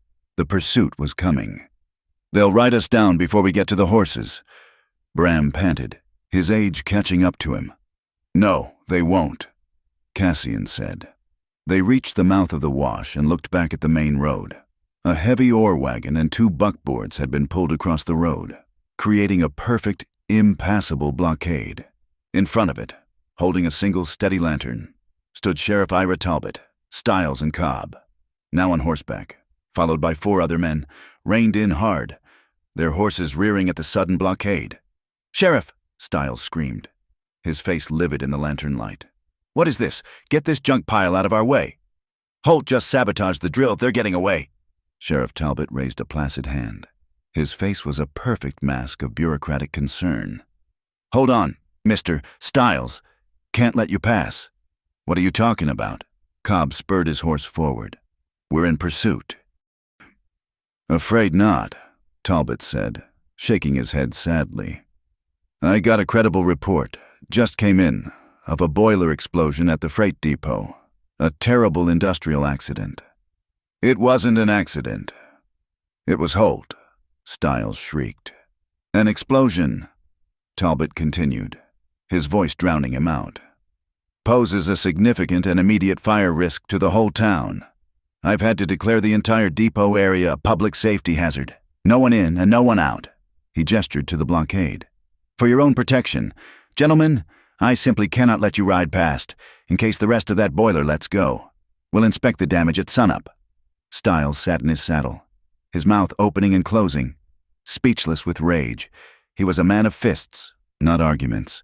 He was completely and totally checkmated. From the darkness of the wash, Cassian, Tamsin, and Bram slipped away, vanishing into the night. The kitchen at Holt Ridge was an island of warm, yellow light in the pre-dawn gloom.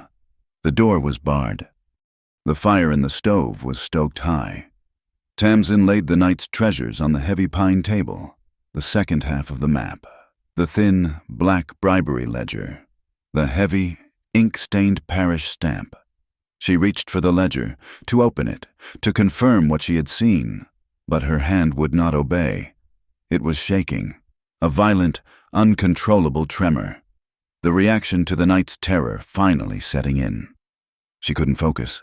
The black damning figures blurred before her eyes. A hand covered hers, large, calloused, and rock-steady. The warmth from it seemed to travel up her arm, into her chest, a solid, living anchor. She looked up. Cassian was standing beside her. His face was smudged with soot, his hair damp with steam, but his eyes were clear and calm. He held her hand, pressing it flat against the cover of the ledger, stilling its tremor. "We have a voice now. Tamsin," he said, his voice quiet, but rough as the stone of his house. "A loud one." The spring rain had come just after they returned, a soft, insistent drumming on the roof shingles that seemed to wash the very memory of the steam and the depot's grime from the air. It was a cleansing sound, a slow, steady rhythm that isolated the ranch house, cocooning it in a world of its own. Inside the kitchen, the lamps were turned down low. The only real light came from the big iron stove, the grate left open, casting a pulsing, warm orange glow that made the shadows in the corners deep and soft. The kitchen, the heart of the stone house, felt like the only warm, dry place on earth. On the long pine table, the night's plunder was laid out like a battle plan. The two halves of Elliot Rames's map, now united, told their story in precise blue and red ink. Beside it lay the thin black ledger, its pages open to the damning list of Deacon Crow's purchased souls, and next to that, the heavy brass parish stamp, still smelling faintly of purple ink. For an hour, they had worked. They sat side by side at the table, not in the chairs at either end, but on the long bench, a practical closeness born of necessity. They pieced together the narrative, Cassian's low voice questioning, Tamsin's answering, her finger tracing the lines on the map that proved Crow's intent to steal the water for himself. Their shoulders touched. It was an accidental contact at first, the simple geography of two people leaning over the same documents, but as the hour wore on, as the adrenaline of the night drained away, leaving a shared, profound exhaustion, the contact remained. It was no longer accidental. It was a point of anchor, a silent, mutual acknowledgement of the other's presence, the warmth from his shoulder, solid as the stone walls of the house, seeped through the wool of his shirt and the thin calico of her dress. They fell silent. The work was done. The papers were in order, ready for the judge, ready for the dawn. The only sounds were the crackle of the fire and the steady, rhythmic gurgle of the rain in the eaves. In the quiet, the reality of what came next settled in. Tomorrow, they would face the town. They would face Crow and his hired men and the bought-off council and the silent, judging eyes of their neighbors. Tamsin stared at the ledger, at the names bought for as little as $50. She felt a cold dread that had nothing to do with the rain. She turned her head, looking not at the papers, but at the man beside her. His profile was stark in the firelight, all hard angles and quiet strength. He was watching the flames, his thoughts 1,000 miles away. "Cassian," she said. Her voice was quiet, but it cut through the room. He turned, his gaze meeting hers. The firelight was in his eyes, but behind it was that same deep, steady quiet she had seen on the ridge. "If I have to face that town tomorrow," she said, the words coming slowly, each one costing her something. "If I have to stand up in that hall and fight for this," she faltered, then found her strength. "I want to remember that tonight was ours, that it was real." She looked down at her hands. The angry red rope burns now covered by his healing salve. "I have spent so many years just surviving, just fighting what comes next. I don't know that I've had a tonight, a single quiet moment, not in I can't remember how long." It was a confession, an admission of a hunger deeper than any physical one. Cassian Holt was a man of action. He had broken locks, fought steam, and caught whips.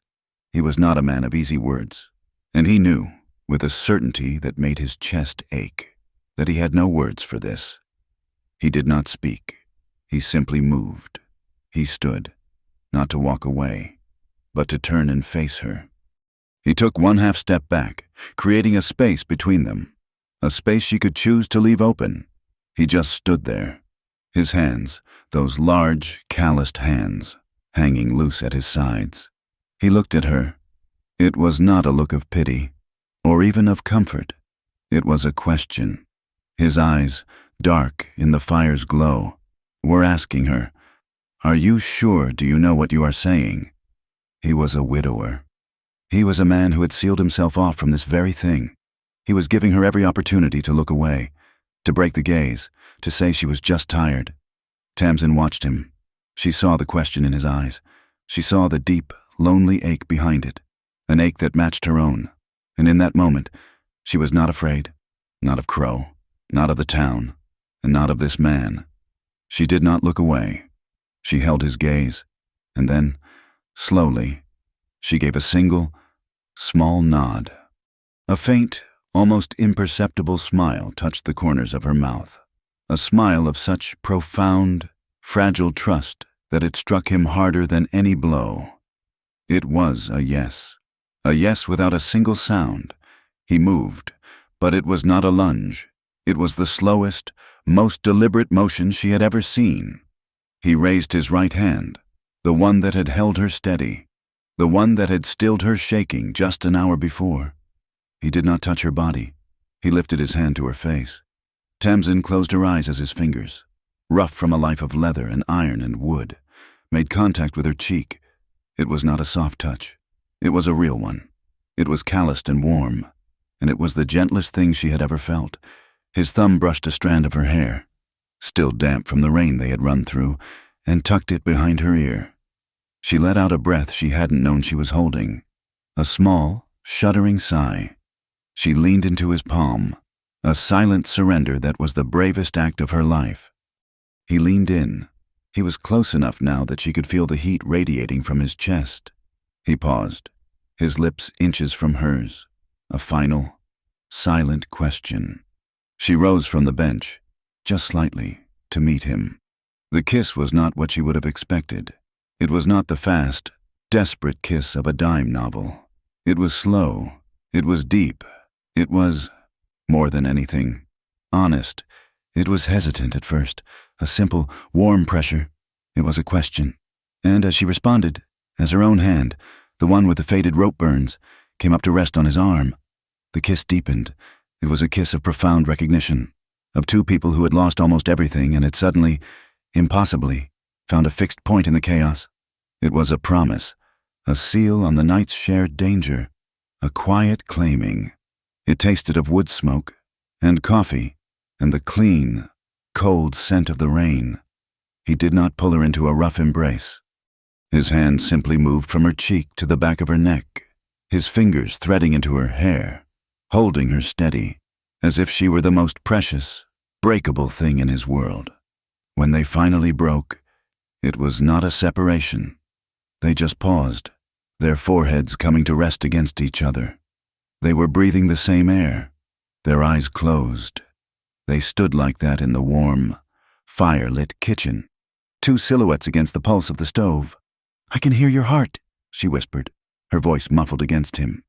It's been a while," he whispered back, his voice rougher than she'd ever heard it. I'm not Mary." "Shh," she breathed.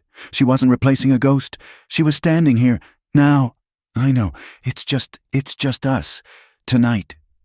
He tightened his grip, just slightly. "Just us." His other arm came around her, pulling her fully against him. It was not the practical, side-by-side contact of the bench. This was a full, complete embrace. He was so much taller, so much broader than her. She felt small, and for the first time in her adult life, she felt completely, utterly safe. She pressed her face into the hollow of his shoulder. The wool of his shirt was rough against her cheek. She slid her hands from his arms to his chest, spreading her palms flat against the solid muscle.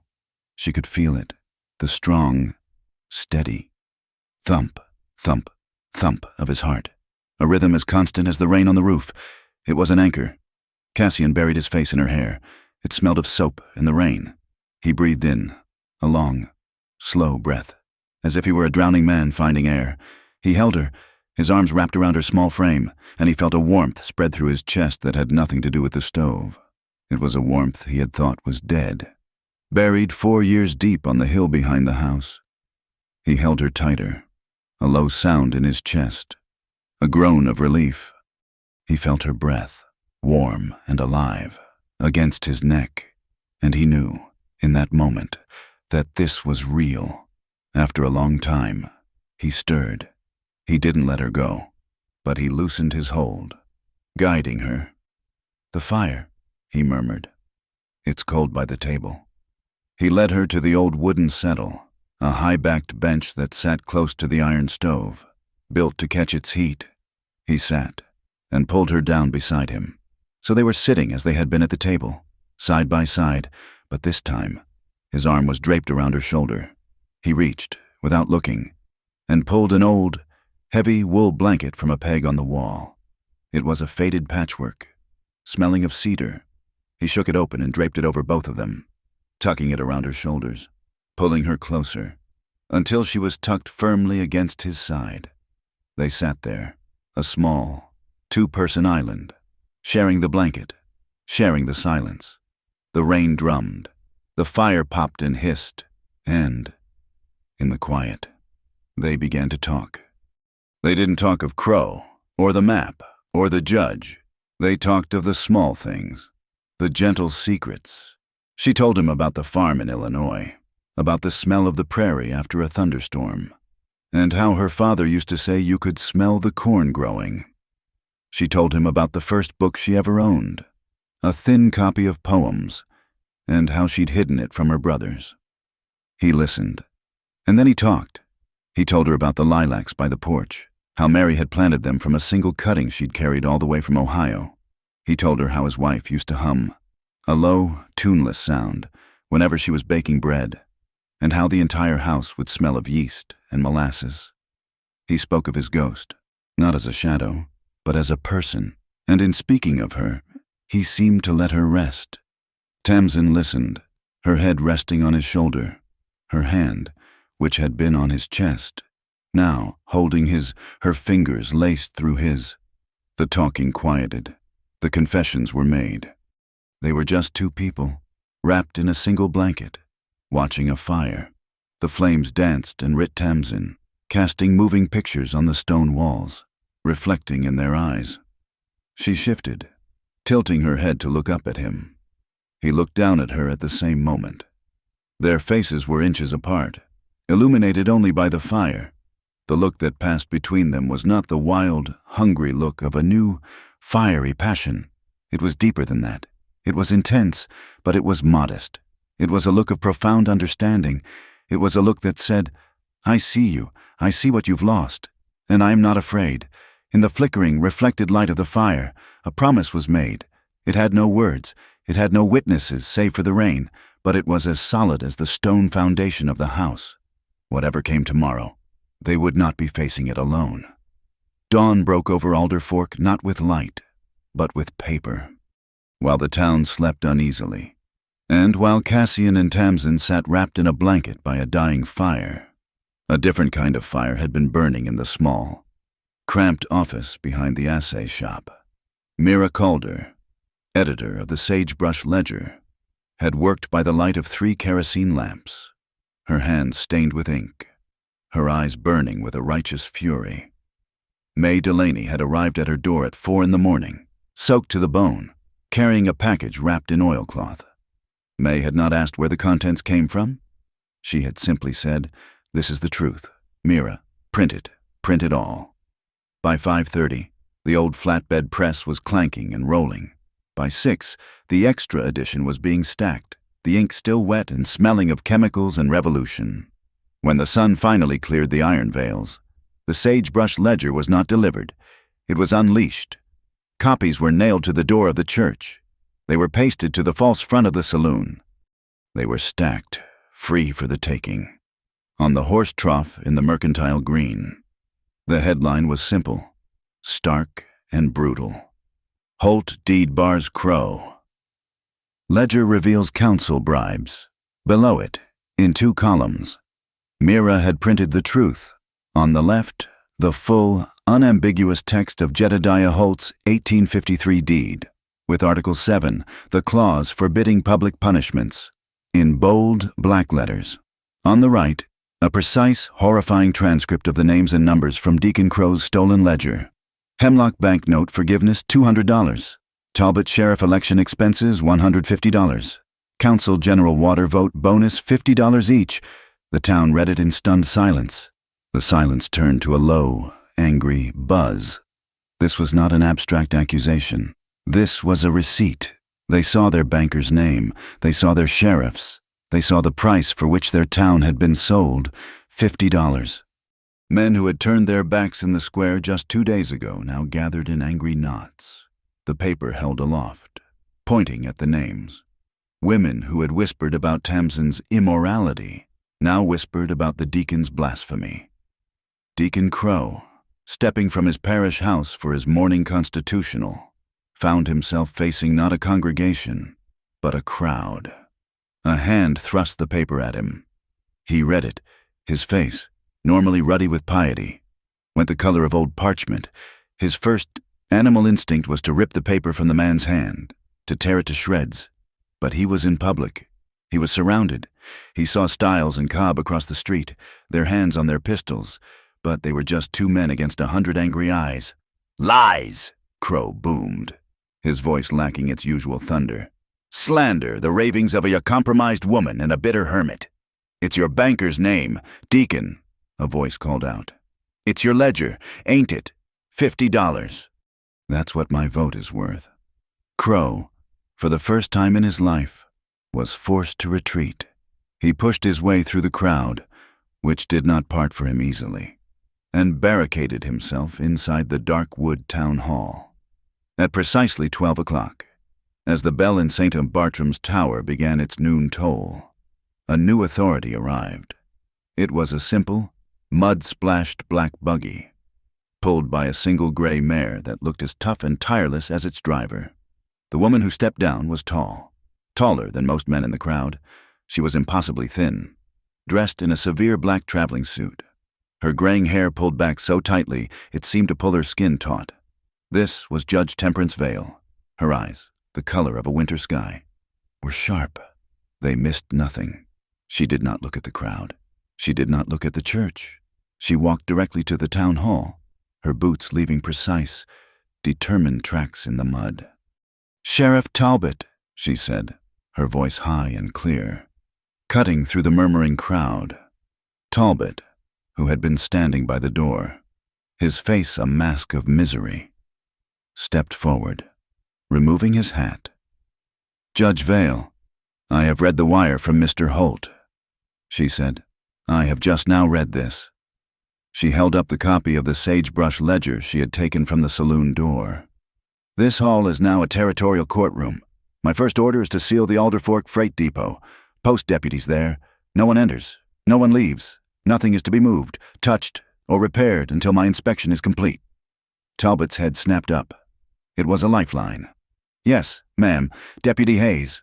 The hearing began at 1 o'clock. The hall was packed, the air so thick with tension it was hard to breathe. Judge Vale sat at the chairman's desk, which was now her bench. Crow and his lawyer, a slick man from the railroad, sat at one table. Cassian and Tamsin sat at the other. They had no lawyer. "This is an inquiry into the water rights of the parcel known as Bitter Willow Creek," the judge began. and an investigation into certain irregularities in this township. She looked at Crow. The complaint I received involves a missing surveyor, Mr. Elliot Rames. Crow's lawyer stood. A tragic loss. Your Honor, Mr. Rames was unstable, a drinker. He wandered off. No doubt, the deacon has been praying for his safe return. This whole affair is a diversion, orchestrated by this woman, Tamsin Avery, to cover for her own base conduct. Then let us hear from Miss Avery, the judge said, her sharp eyes landing on Tamsin. Tamsin stood. Her hands were trembling, but her voice was clear. She told her story. She told them about the rain shelter. She told them about Elliot Rames's fear. And then she and Cassian walked to the bench. Mr. Rames gave me this for safekeeping, she said, placing her half of the map on the desk. And Deacon Crow's men, Cassian added, his voice a low rumble, were kind enough to lead us to this. He placed the second half of the map beside it. The two jagged edges met. They slid together with a soft click, becoming one. The room went dead silent. Mr. Rames was meticulous. Your Honor, Tamsin said, her finger tracing the new, complete network of blue lines. He found the aquifer, but he also left a note. She pointed to a small, pencil-scrawled box in the bottom corner. Judge Vale leaned in to read it aloud. The flow at Bitter Willow is not private. It is the community source. Aqua pertinet ad civitatem. What does that mean? Someone whispered. The water belongs to the people. The judge translated, her eyes unblinking. Crow's lawyer leaped to his feet. This is a forgery, a complete fabrication. We have witnesses, respected members of this community, who can attest to this woman's hysteria, to Mr. Rames's drunkenness. One by one, they came. Chairman Hemlock, his face sweating, swore the ledger was a lie. The saloon owner swore Rames owed him $200 in bar debts. Two of Crow's freight hands swore they had seen Tamsin starting a fire near the depot. It was a barrage of lies, a muddy, desperate attempt to cloud the truth. Tamsin stood, clutching the table, as her name was dragged through the mud. Cassian sat like a statue of rock, his hands clasped so tightly his knuckles were white. It seems, Judge Vale said, her voice laced with ice, that we have a conflict of testimony. Judge, every head turned. Sheriff Ira Talbot had unhooked himself from the wall. He was walking, his stride no longer a shuffle, to the bench. He held something in his hand. I can't speak to maps, Your Honor, Talbot said, his voice shaking but gaining strength. But I can speak to theft. Deacon Crow has been using the parish's church to collect a water tax from the widows and miners living on the creek. He told them it was a parish tithe. It was extortion. Crow lunged to his feet. Lies. You have no proof. Sheriff, you're a drunken, a debtor. Talbot ignored him. He looked only at the judge. This, he said, placing the heavy brass stamp on the bench, is the stamp he used, his tithe-paid stamp. Tamsin Avery recovered it. He then unrolled a half-dozen scraps of paper. And these are the receipts I collected this morning from the women at the rain shelter, all marked with this stamp. All dated, all demanding payment for water that fell from the sky. It was the final, fatal blow. The map was evidence, the ledger was motive, but the stamp was proof. It connected Crow's piety directly to his pocketbook. Judge Vale stared at the stamp, then at the receipts, then at Deacon Crow. Crow's face had collapsed. The mask of piety was gone, leaving only the soft, terrified face of a man caught. This court, the judge said, her voice ringing with cold fury, is in recess. We will reconvene at Bitter Willow Creek. I intend to see this community source for myself. She banged the gavel, the sound like a gunshot. The crowd surged out into the afternoon sun, buzzing. For the first time, the tide had truly, publicly turned. Cassian and Tamsin stood by the hitching rail. The air was cool, the sky washed clean by the night's rain. Cassian untied the reins of her mare, checking the cinch, his movements economical and calm. Tamsin just stood, her body still vibrating from the tension of the hearing. He stood up, she whispered, shaking her head in disbelief.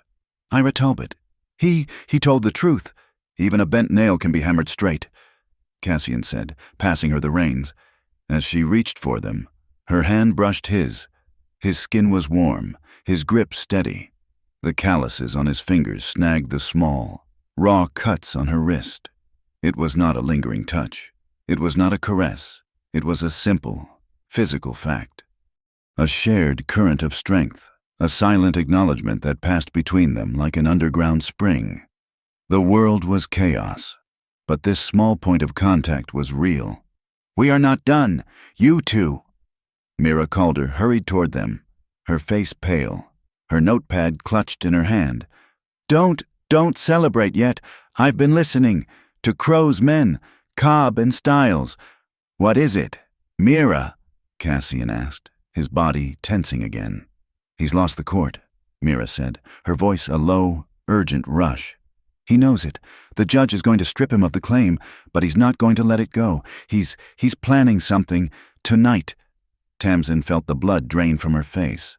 What? That public morality meeting he advertised. The one at the church? It's still on, Mira said. But it's not a meeting. It's a cleansing, a deterrence ceremony. My source says he's going to make an example. He's going to blame you, Tamsin. He's going to use the whip again.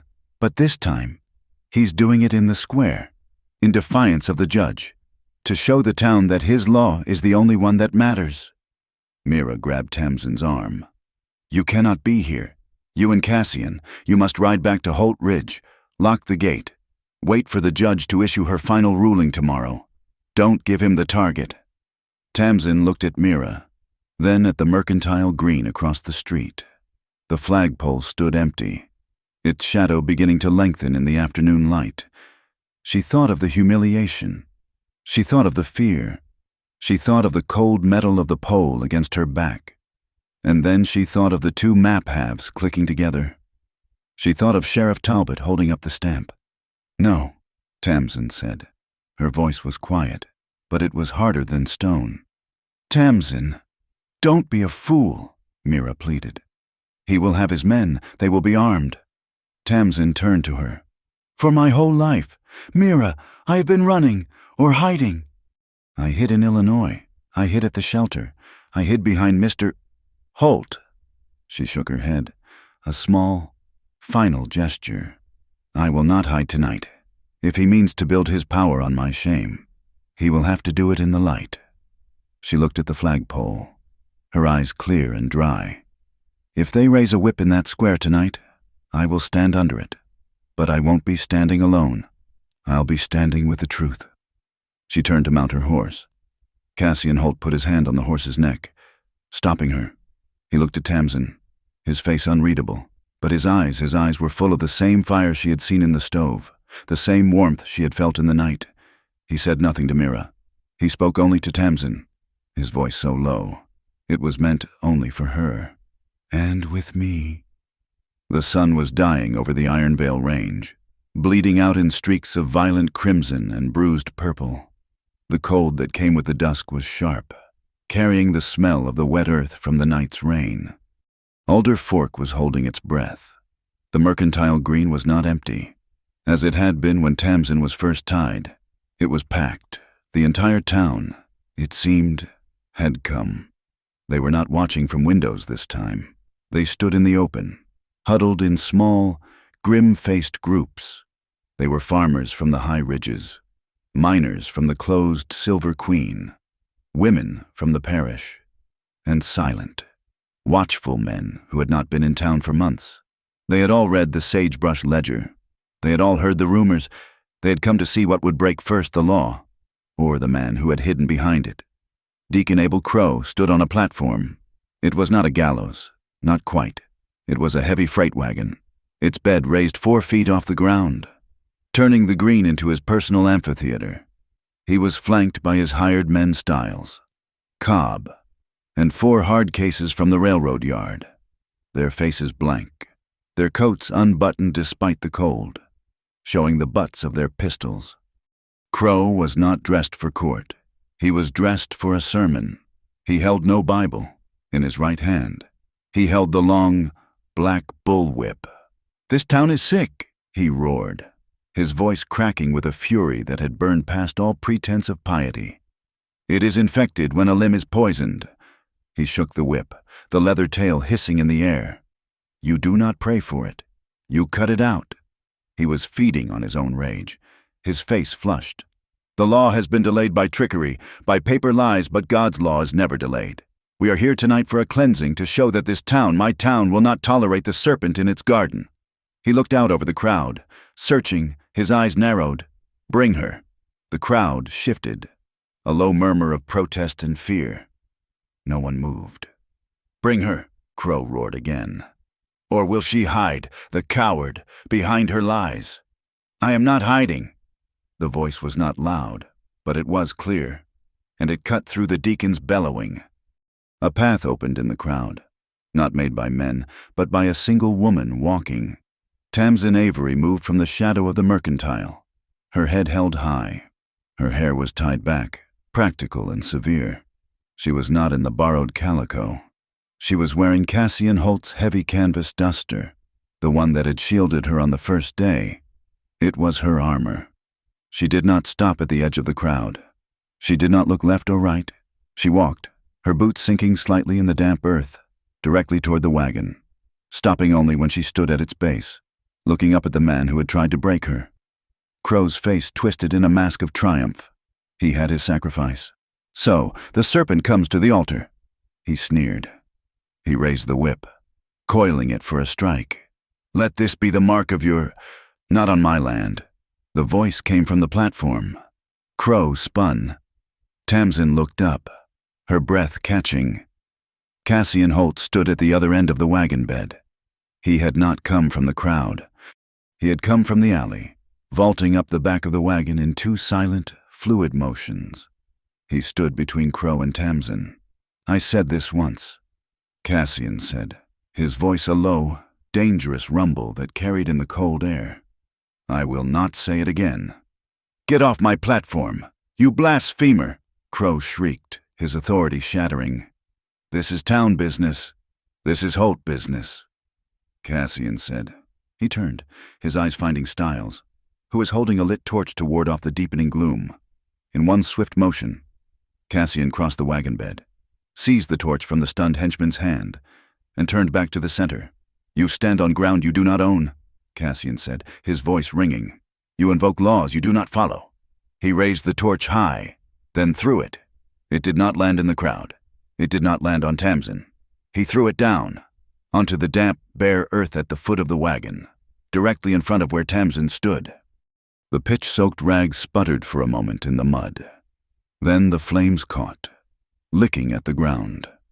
And in the growing orange light, they saw it, a dark, square shape, set deep in the earth. It was an iron boundary marker, pitted with rust, but the light of the fire gleamed off the raised letters cast into its face. Holt Trust, 1853. A collective gasp went up. The deed was not just paper. It was iron. It was land. "He's standing on the trust line," a man yelled. "That's the marker my grandpappy saw it set." As if this were her cue, Mira Calder, standing on the steps of the mercantile, her voice amplified by the quiet, read from the paper in her hand, from the deed of the Holt Public Common, Article 7. She cried out, "These grounds, consecrated, shall not be subject to any judgment or corporal punishment, which are expressly forbidden upon this soil, in perpetuity." The crowd roared. It was not applause. It was a sound of anger, of recognition. They had been fooled, and the proof was now burning at their feet. Crow's face was a mask of pure, primal hatred. He had lost. He knew it. And in that moment, he ceased to be a deacon. He became a cornered animal. "Fools!" he screamed. "You'll listen to paper to a dead man's word. Seize them both." His hired men, Cobb and Stiles and the four from the railroad, drew their pistols. They moved, a solid line of menace, pushing forward, ready to surge off the wagon bed and into the crowd. The women screamed and fell back. The men tensed, their hands empty, their faces pale. This was not law. This was a coup. Bong! The sound was so loud, so sudden. It stopped every man in his tracks. Bong! It was the church bell. St. Bartram's. Styles looked at Crow, confused. Boss Bong. Crow looked up at the belfry, his eyes wide with disbelief. It was not his bell. It was not his signal. Sheriff Ira Talbot stepped out from the deep shadows of the church doorway, his hand still on the thick, swaying rope. He let it go. He stood on the church steps, his face grim, his badge gleaming in the torchlight. "That's as far as you go, Deacon," Talbot said, his voice carrying the authority he had abdicated for so long. "You dare!" Crow shrieked. "You, my creature!" "No," Talbot said. "A sheriff. And I find you and your men in violation of the town charter, and in violation of—" He was interrupted by the sound of movement. It came not from the front, but from the sides, from the alleys between the saloon and the bank, from the dark spaces beside the mercantile. Men, stepping into the light. They were not hired guns. They were farmers, ranchers, and miners. Chairman Hemlock, the banker, was not among them. But the men who owed him money were. They were Cassian's neighbors. Old Bram was at their head, his Spencer rifle held at his side. They carried Winchesters, shotguns, and old hunting rifles. They were perhaps 20, maybe 30. They were silent. They fanned out, forming a wide, loose, and absolutely uncrossable semicircle around the mercantile green, their metal glinting in the firelight. Crow's hired guns stopped. They looked at the deacon, then at the wall of armed townsfolk. This was not what they had been paid for. Their faces, so hard a moment before, now showed the first cracks of fear. The square was silent. No one moved. No one breathed. It was a perfect, terrible standoff. Into this silence, Judge Temperance Vale walked. She emerged from the town hall, her face serene, her black suit making her a column of pure night. She did not walk around the standoff. She walked directly into the center of it, into the open space between the wagon and the townsfolk. Her footsteps, the only sound in the mud. She stopped, turning to face the wagon. "Deacon Abel Crow," she said, her high, clear voice cutting the tension like glass. Crow was trembling, his rage and fear making him vibrate. This is an insurrection. I am a man of God, Judge. You must arrest these." "I am here to make an arrest, Deacon," the judge said. She held up a newly signed paper. "This court, having reviewed the evidence, presented the maps, the ledgers, and the testimony of Sheriff Ira Talbot, finds that you, Abel Crow, are in violation of territorial law." She nodded to Talbot. "Sheriff, read the warrant." Talbot walked forward, his step steady, and took the paper. He read, his voice gaining power with every word. "By the authority of the Iron Vale Circuit Court, I am here to arrest Deacon Abel Crow on charges of extortion, conspiracy to defraud, bribery of public officials, and abuse of ecclesiastical power." Crow let out a sound, a high-pitched, inhuman keen of disbelief. "It's a lie," Styles roared. He was the most loyal, the most brutal, and the least intelligent. He saw his world ending. "You can't take him." He moved. He did not go for Talbot. He went for the source of his pain. He lunged across the wagon, grabbing for the pistol tucked in his belt, his eyes fixed on Tamsin. You witch." It was over in a second. Cassian didn't think. He reacted. He spun, his body moving faster than thought, grabbing Tamsin by the shoulders and throwing her bodily behind him, shielding her with his own back. At the same instant, Sheriff Talbot, dropping the warrant, lunged forward, his arm not going for his gun, but coming down in a hard, vicious chop on Styles's wrist. The gun, half drawn, flew from the henchman's numb fingers. It spun in the air, a dark, heavy shape against the firelight, and landed with a wet, metallic clatter on the muddy earth. It did not fire. Styles howled, clutching his broken wrist. Cobb and the other railroad men threw their hands in the air. "We're not part of this. We're not." The standoff was broken. The violence was stillborn. And then Tamsin stepped out from behind Cassian. She was breathing hard, her eyes wide, but she was not broken. She was not even afraid. She was incandescent. She reached into the pocket of the duster and pulled out the two halves of the map, now pieced together. She held it high, the paper rattling in her hands, so the whole town could see it in the light of the fire. "He tried to steal this," she cried out, her voice ringing with a strength no one knew she possessed. "He tried to tell you the town was dying of thirst, but he lied. The water is all here. It's under our feet, and it doesn't belong to him." She slapped the paper. "It belongs to the community. It belongs to Alder Fork." For a second, there was silence. The entire town looked at the map, that simple piece of paper that held their future. A single set of hands clapped. It was Mira Calder, on the steps. Then old Bram clapped, a slow, heavy sound. Then a farmer, then his wife, then two more, and suddenly the silence was broken, not by gunfire, but by a sound Alder Fork had not heard in years. Applause. It was thin and scattered at first. Then it grew, rolling, echoing off the false fronts. A thunderous, joyous, human sound. It was the sound of a fever breaking. In the midst of that rising, deafening noise, Sheriff Talbot walked onto the wagon bed. He ignored the cowering henchman. He walked straight to the deacon, who had collapsed onto a crate, his face pale and waxy in the firelight. "Abel Crow," Talbot said, pulling the cuffs from his belt. "You are under arrest."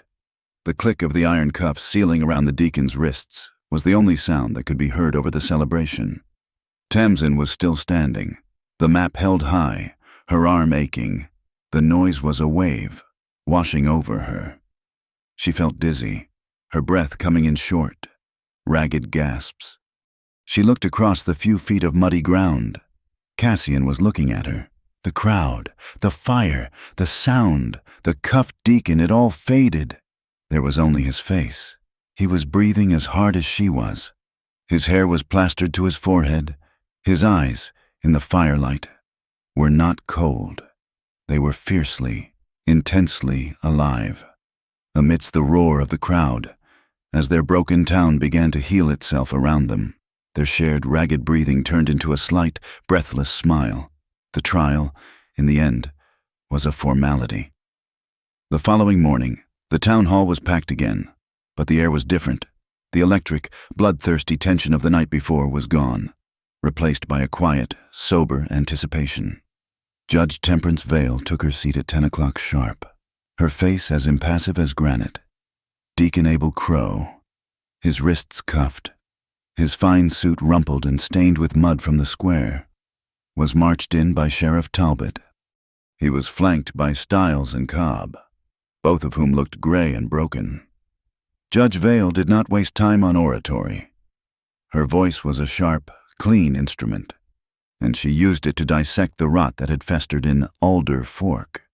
"This court," she began, her gaze sweeping the room, "finds, first, that the document known as the Alder Fork Decency Ordinance is an illegal and self-serving fabrication, created with the express intent to intimidate and extort.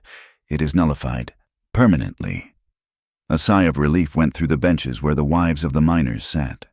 "Second," she continued, "this court reaffirms the 1853 deed of the Holt Public Common. The iron marker, the paper deed, and the intent of the grantor are legally binding.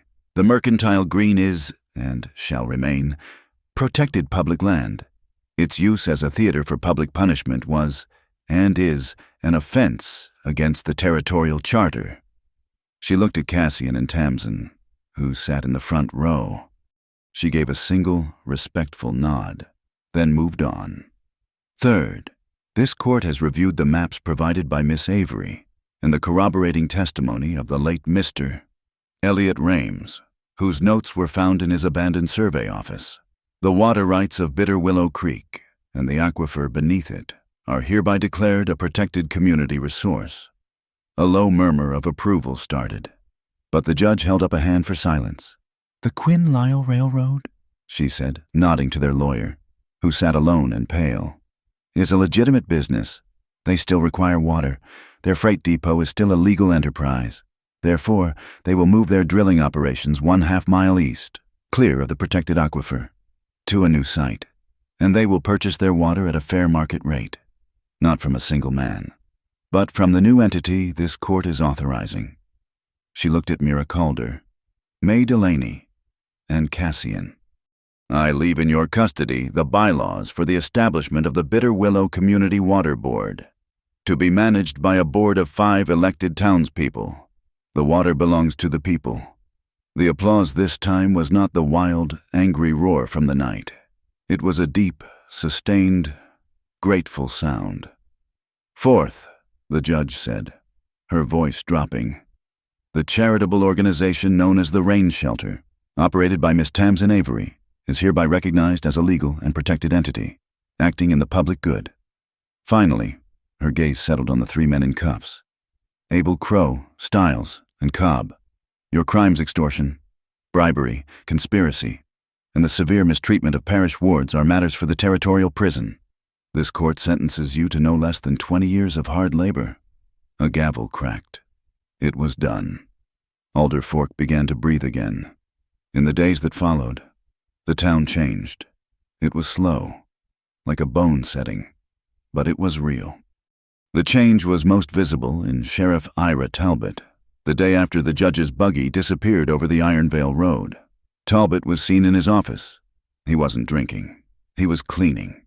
He washed the grime from his window. He swept out 3 years of dust, and then, in a quiet, final gesture, he took off his gun belt, the one weighted with the heavy peacemaker and the election expense cartridges. He coiled it and hung it on a wooden peg behind his desk. When May Delaney stopped by to ask what he was doing, he simply pointed to the empty peg. That, he said, his voice rough, was for favors. This, he tapped the badge on his vest, is for the law, and the law is enough. May, satisfied, went back to her mercantile.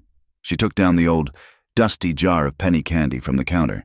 In its place, she put a much larger glass jar with a hand-painted sign, Alder Fork Flour Rice Fund. You need, you take, you have, you give.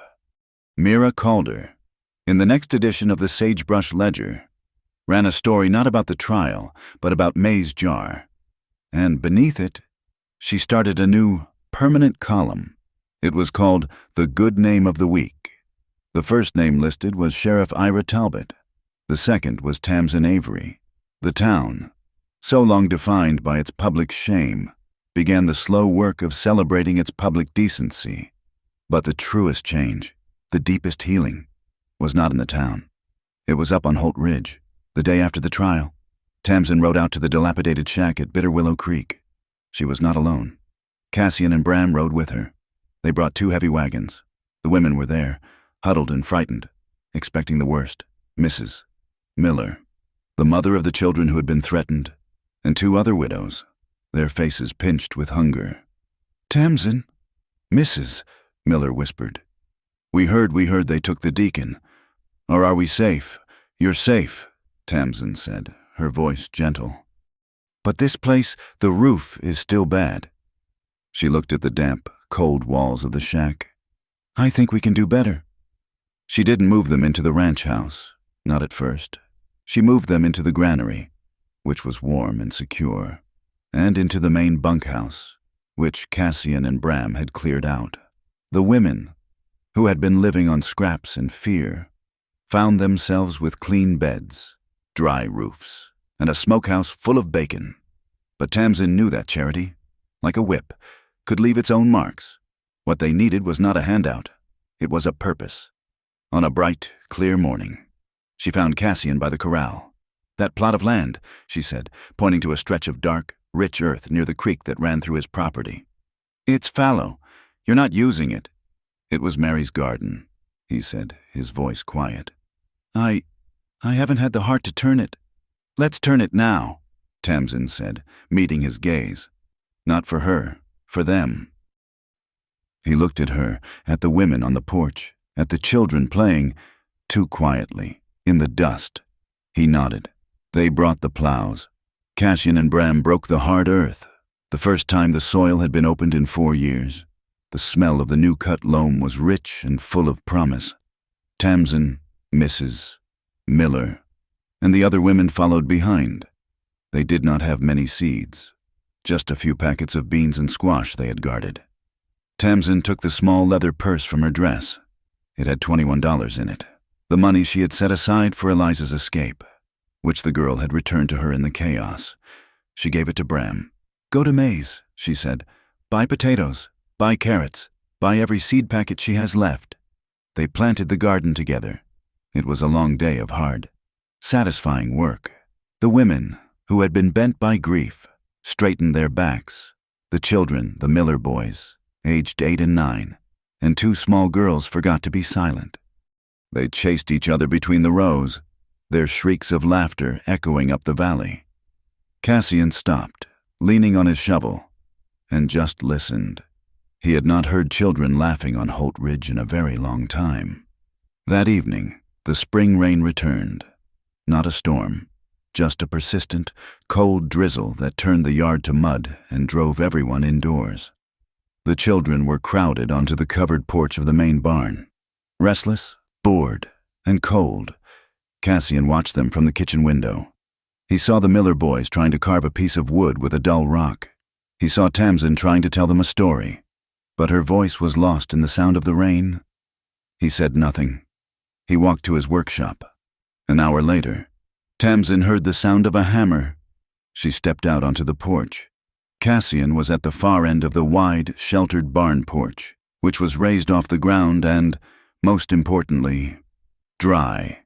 He was nailing a large, flat piece of black slate to the barn wall.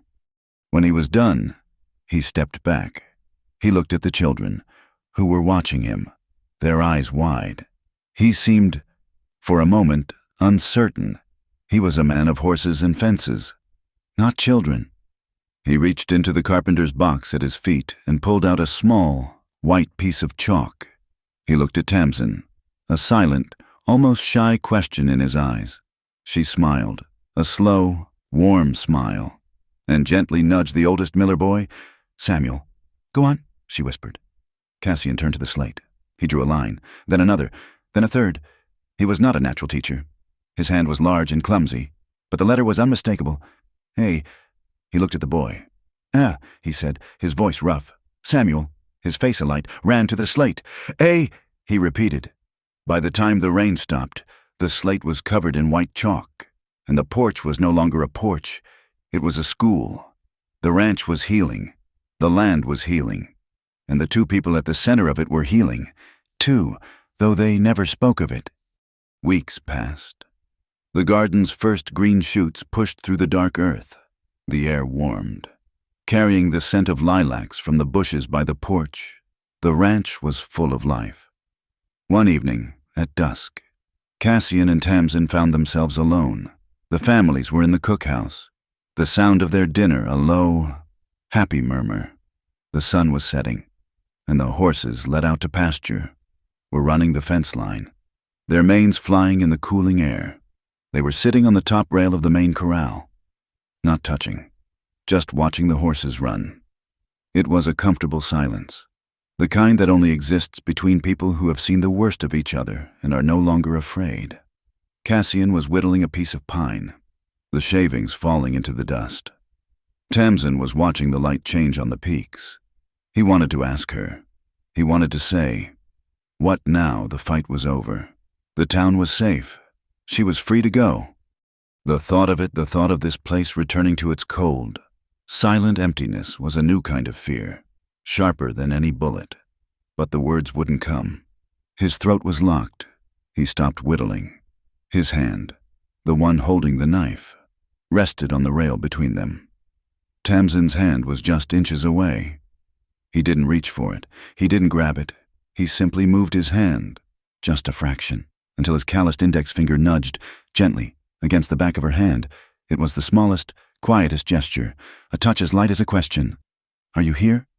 Tamsin went still. She felt the light, rough contact, and her heart, which had been so steady, gave a single, hard beat. She did not pull her hand away. She did not grab his. She turned her head, slowly, and looked at the man beside her. His face was in profile, his gaze fixed on the running horses, his jaw tight with the unasked question. She said nothing. Instead, she leaned, slowly, and rested her head on his shoulder. It was a heavy, definite, and complete gesture. It was an arrival. Cassian closed his eyes. The tension went out of him in a single, long, shuddering breath. He stopped whittling, his hand relaxing on the rail, his finger remaining firmly against hers. "Home," Tamsin whispered, her voice so low it was almost part of the wind. "I used to think it was a place you ran to, a building, a shelter." She nuzzled her head deeper into the rough canvas of his coat. "I was wrong. Home isn't a place you find. It's a place you make. It's the place where you finally find someone who will stand with you and say no to the shadows." He did not speak. He just sat there, solid as the mountain, as she rested against him. They sat for a long time, watching the horses run until they were just dark shapes in the twilight. "The ranch," Cassian said, his voice rough.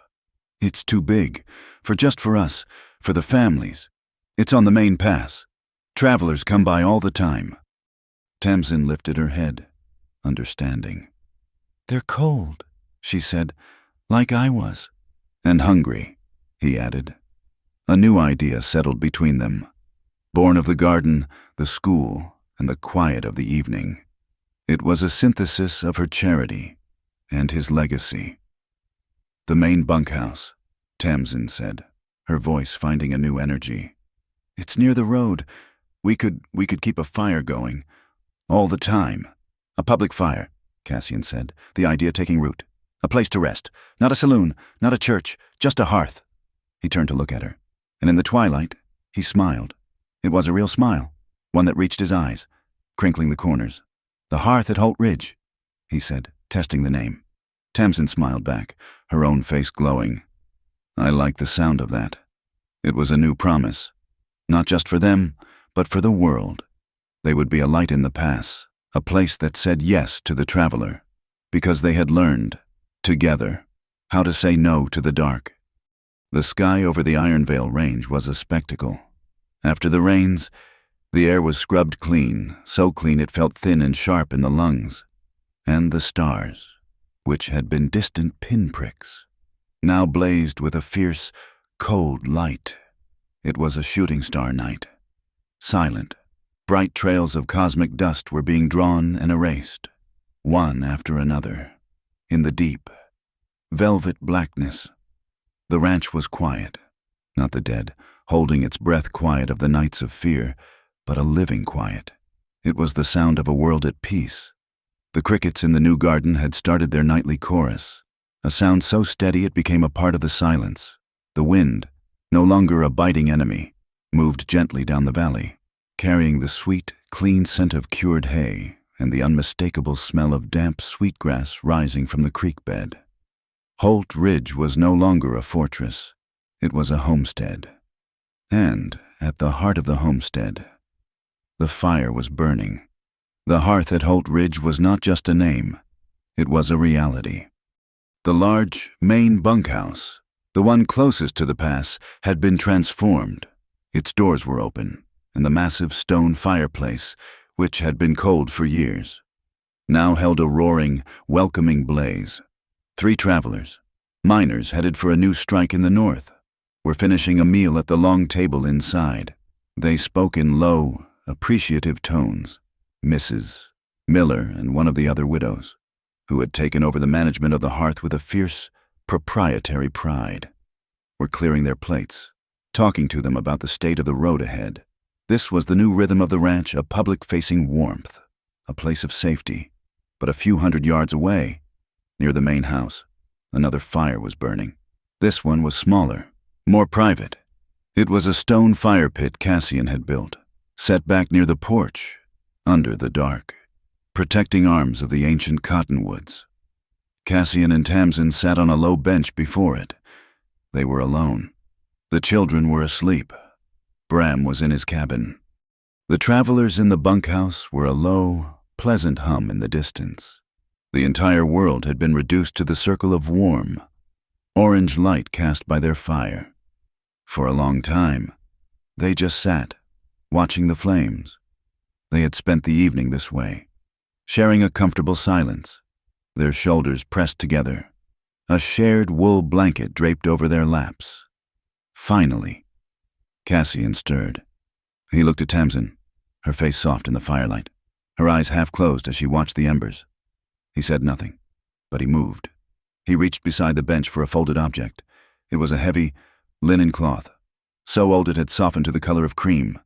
He unfolded it, his large, rough hands surprisingly gentle in the firelight. Tamsin could see the intricate embroidery on its edges, faded bluebells, and a single, complex, woven letter. An H.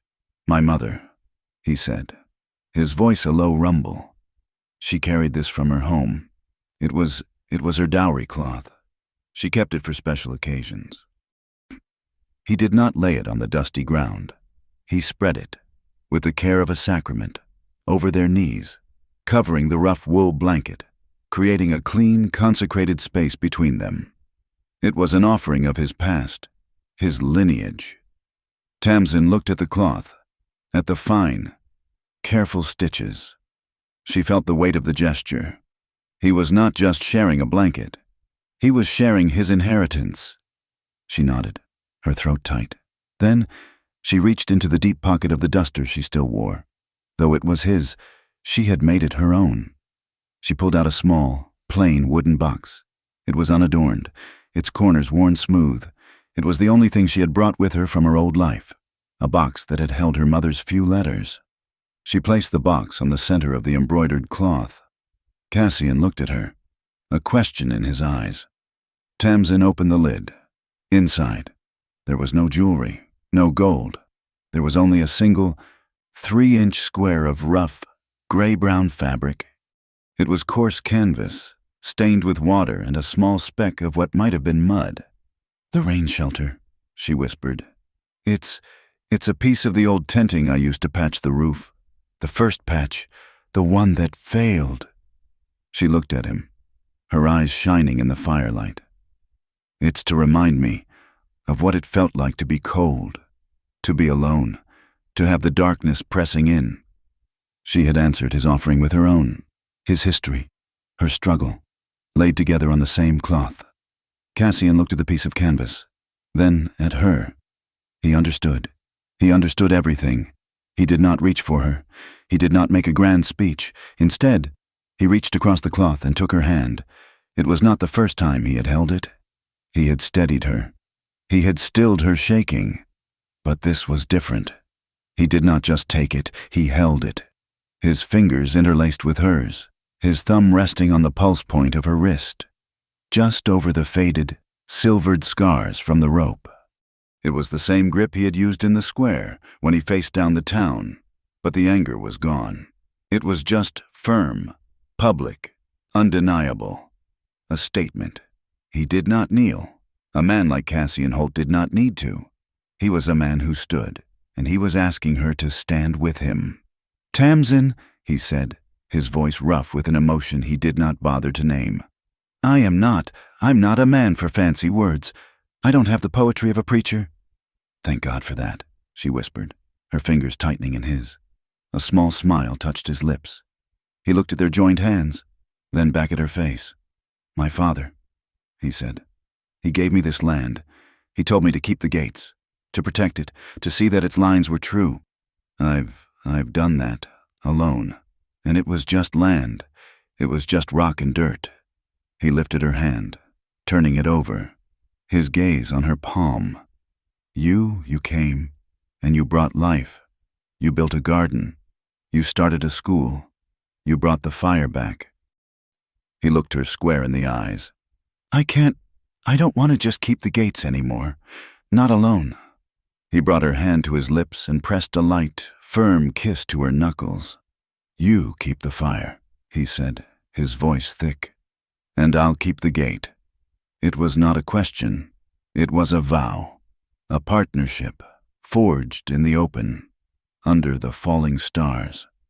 Tamsin felt the tears well, but they did not fall. They were not tears of sorrow. They were tears of relief, of a deep, profound arrival. "I will," she whispered. "Oh, Cassian, yes." He released her hand, but only to move. He leaned in. His large frame, which had once seemed so imposing, now just a source of solid, absolute comfort. He cupped her face in his hands, his thumbs resting gently on her cheekbones. "Tamsin," he breathed, and his lips met hers. The first kiss, in the rainy kitchen, had been a discovery. A fragile, desperate, beautiful thing. This kiss was a promise. It was longer, deeper, and held a certainty that the first one had lacked. It was warm from the fire and sweet from the night air. It was a kiss of absolute peace.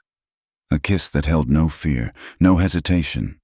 It was the kiss of two people who were done running, done fighting, and had, at last, come home.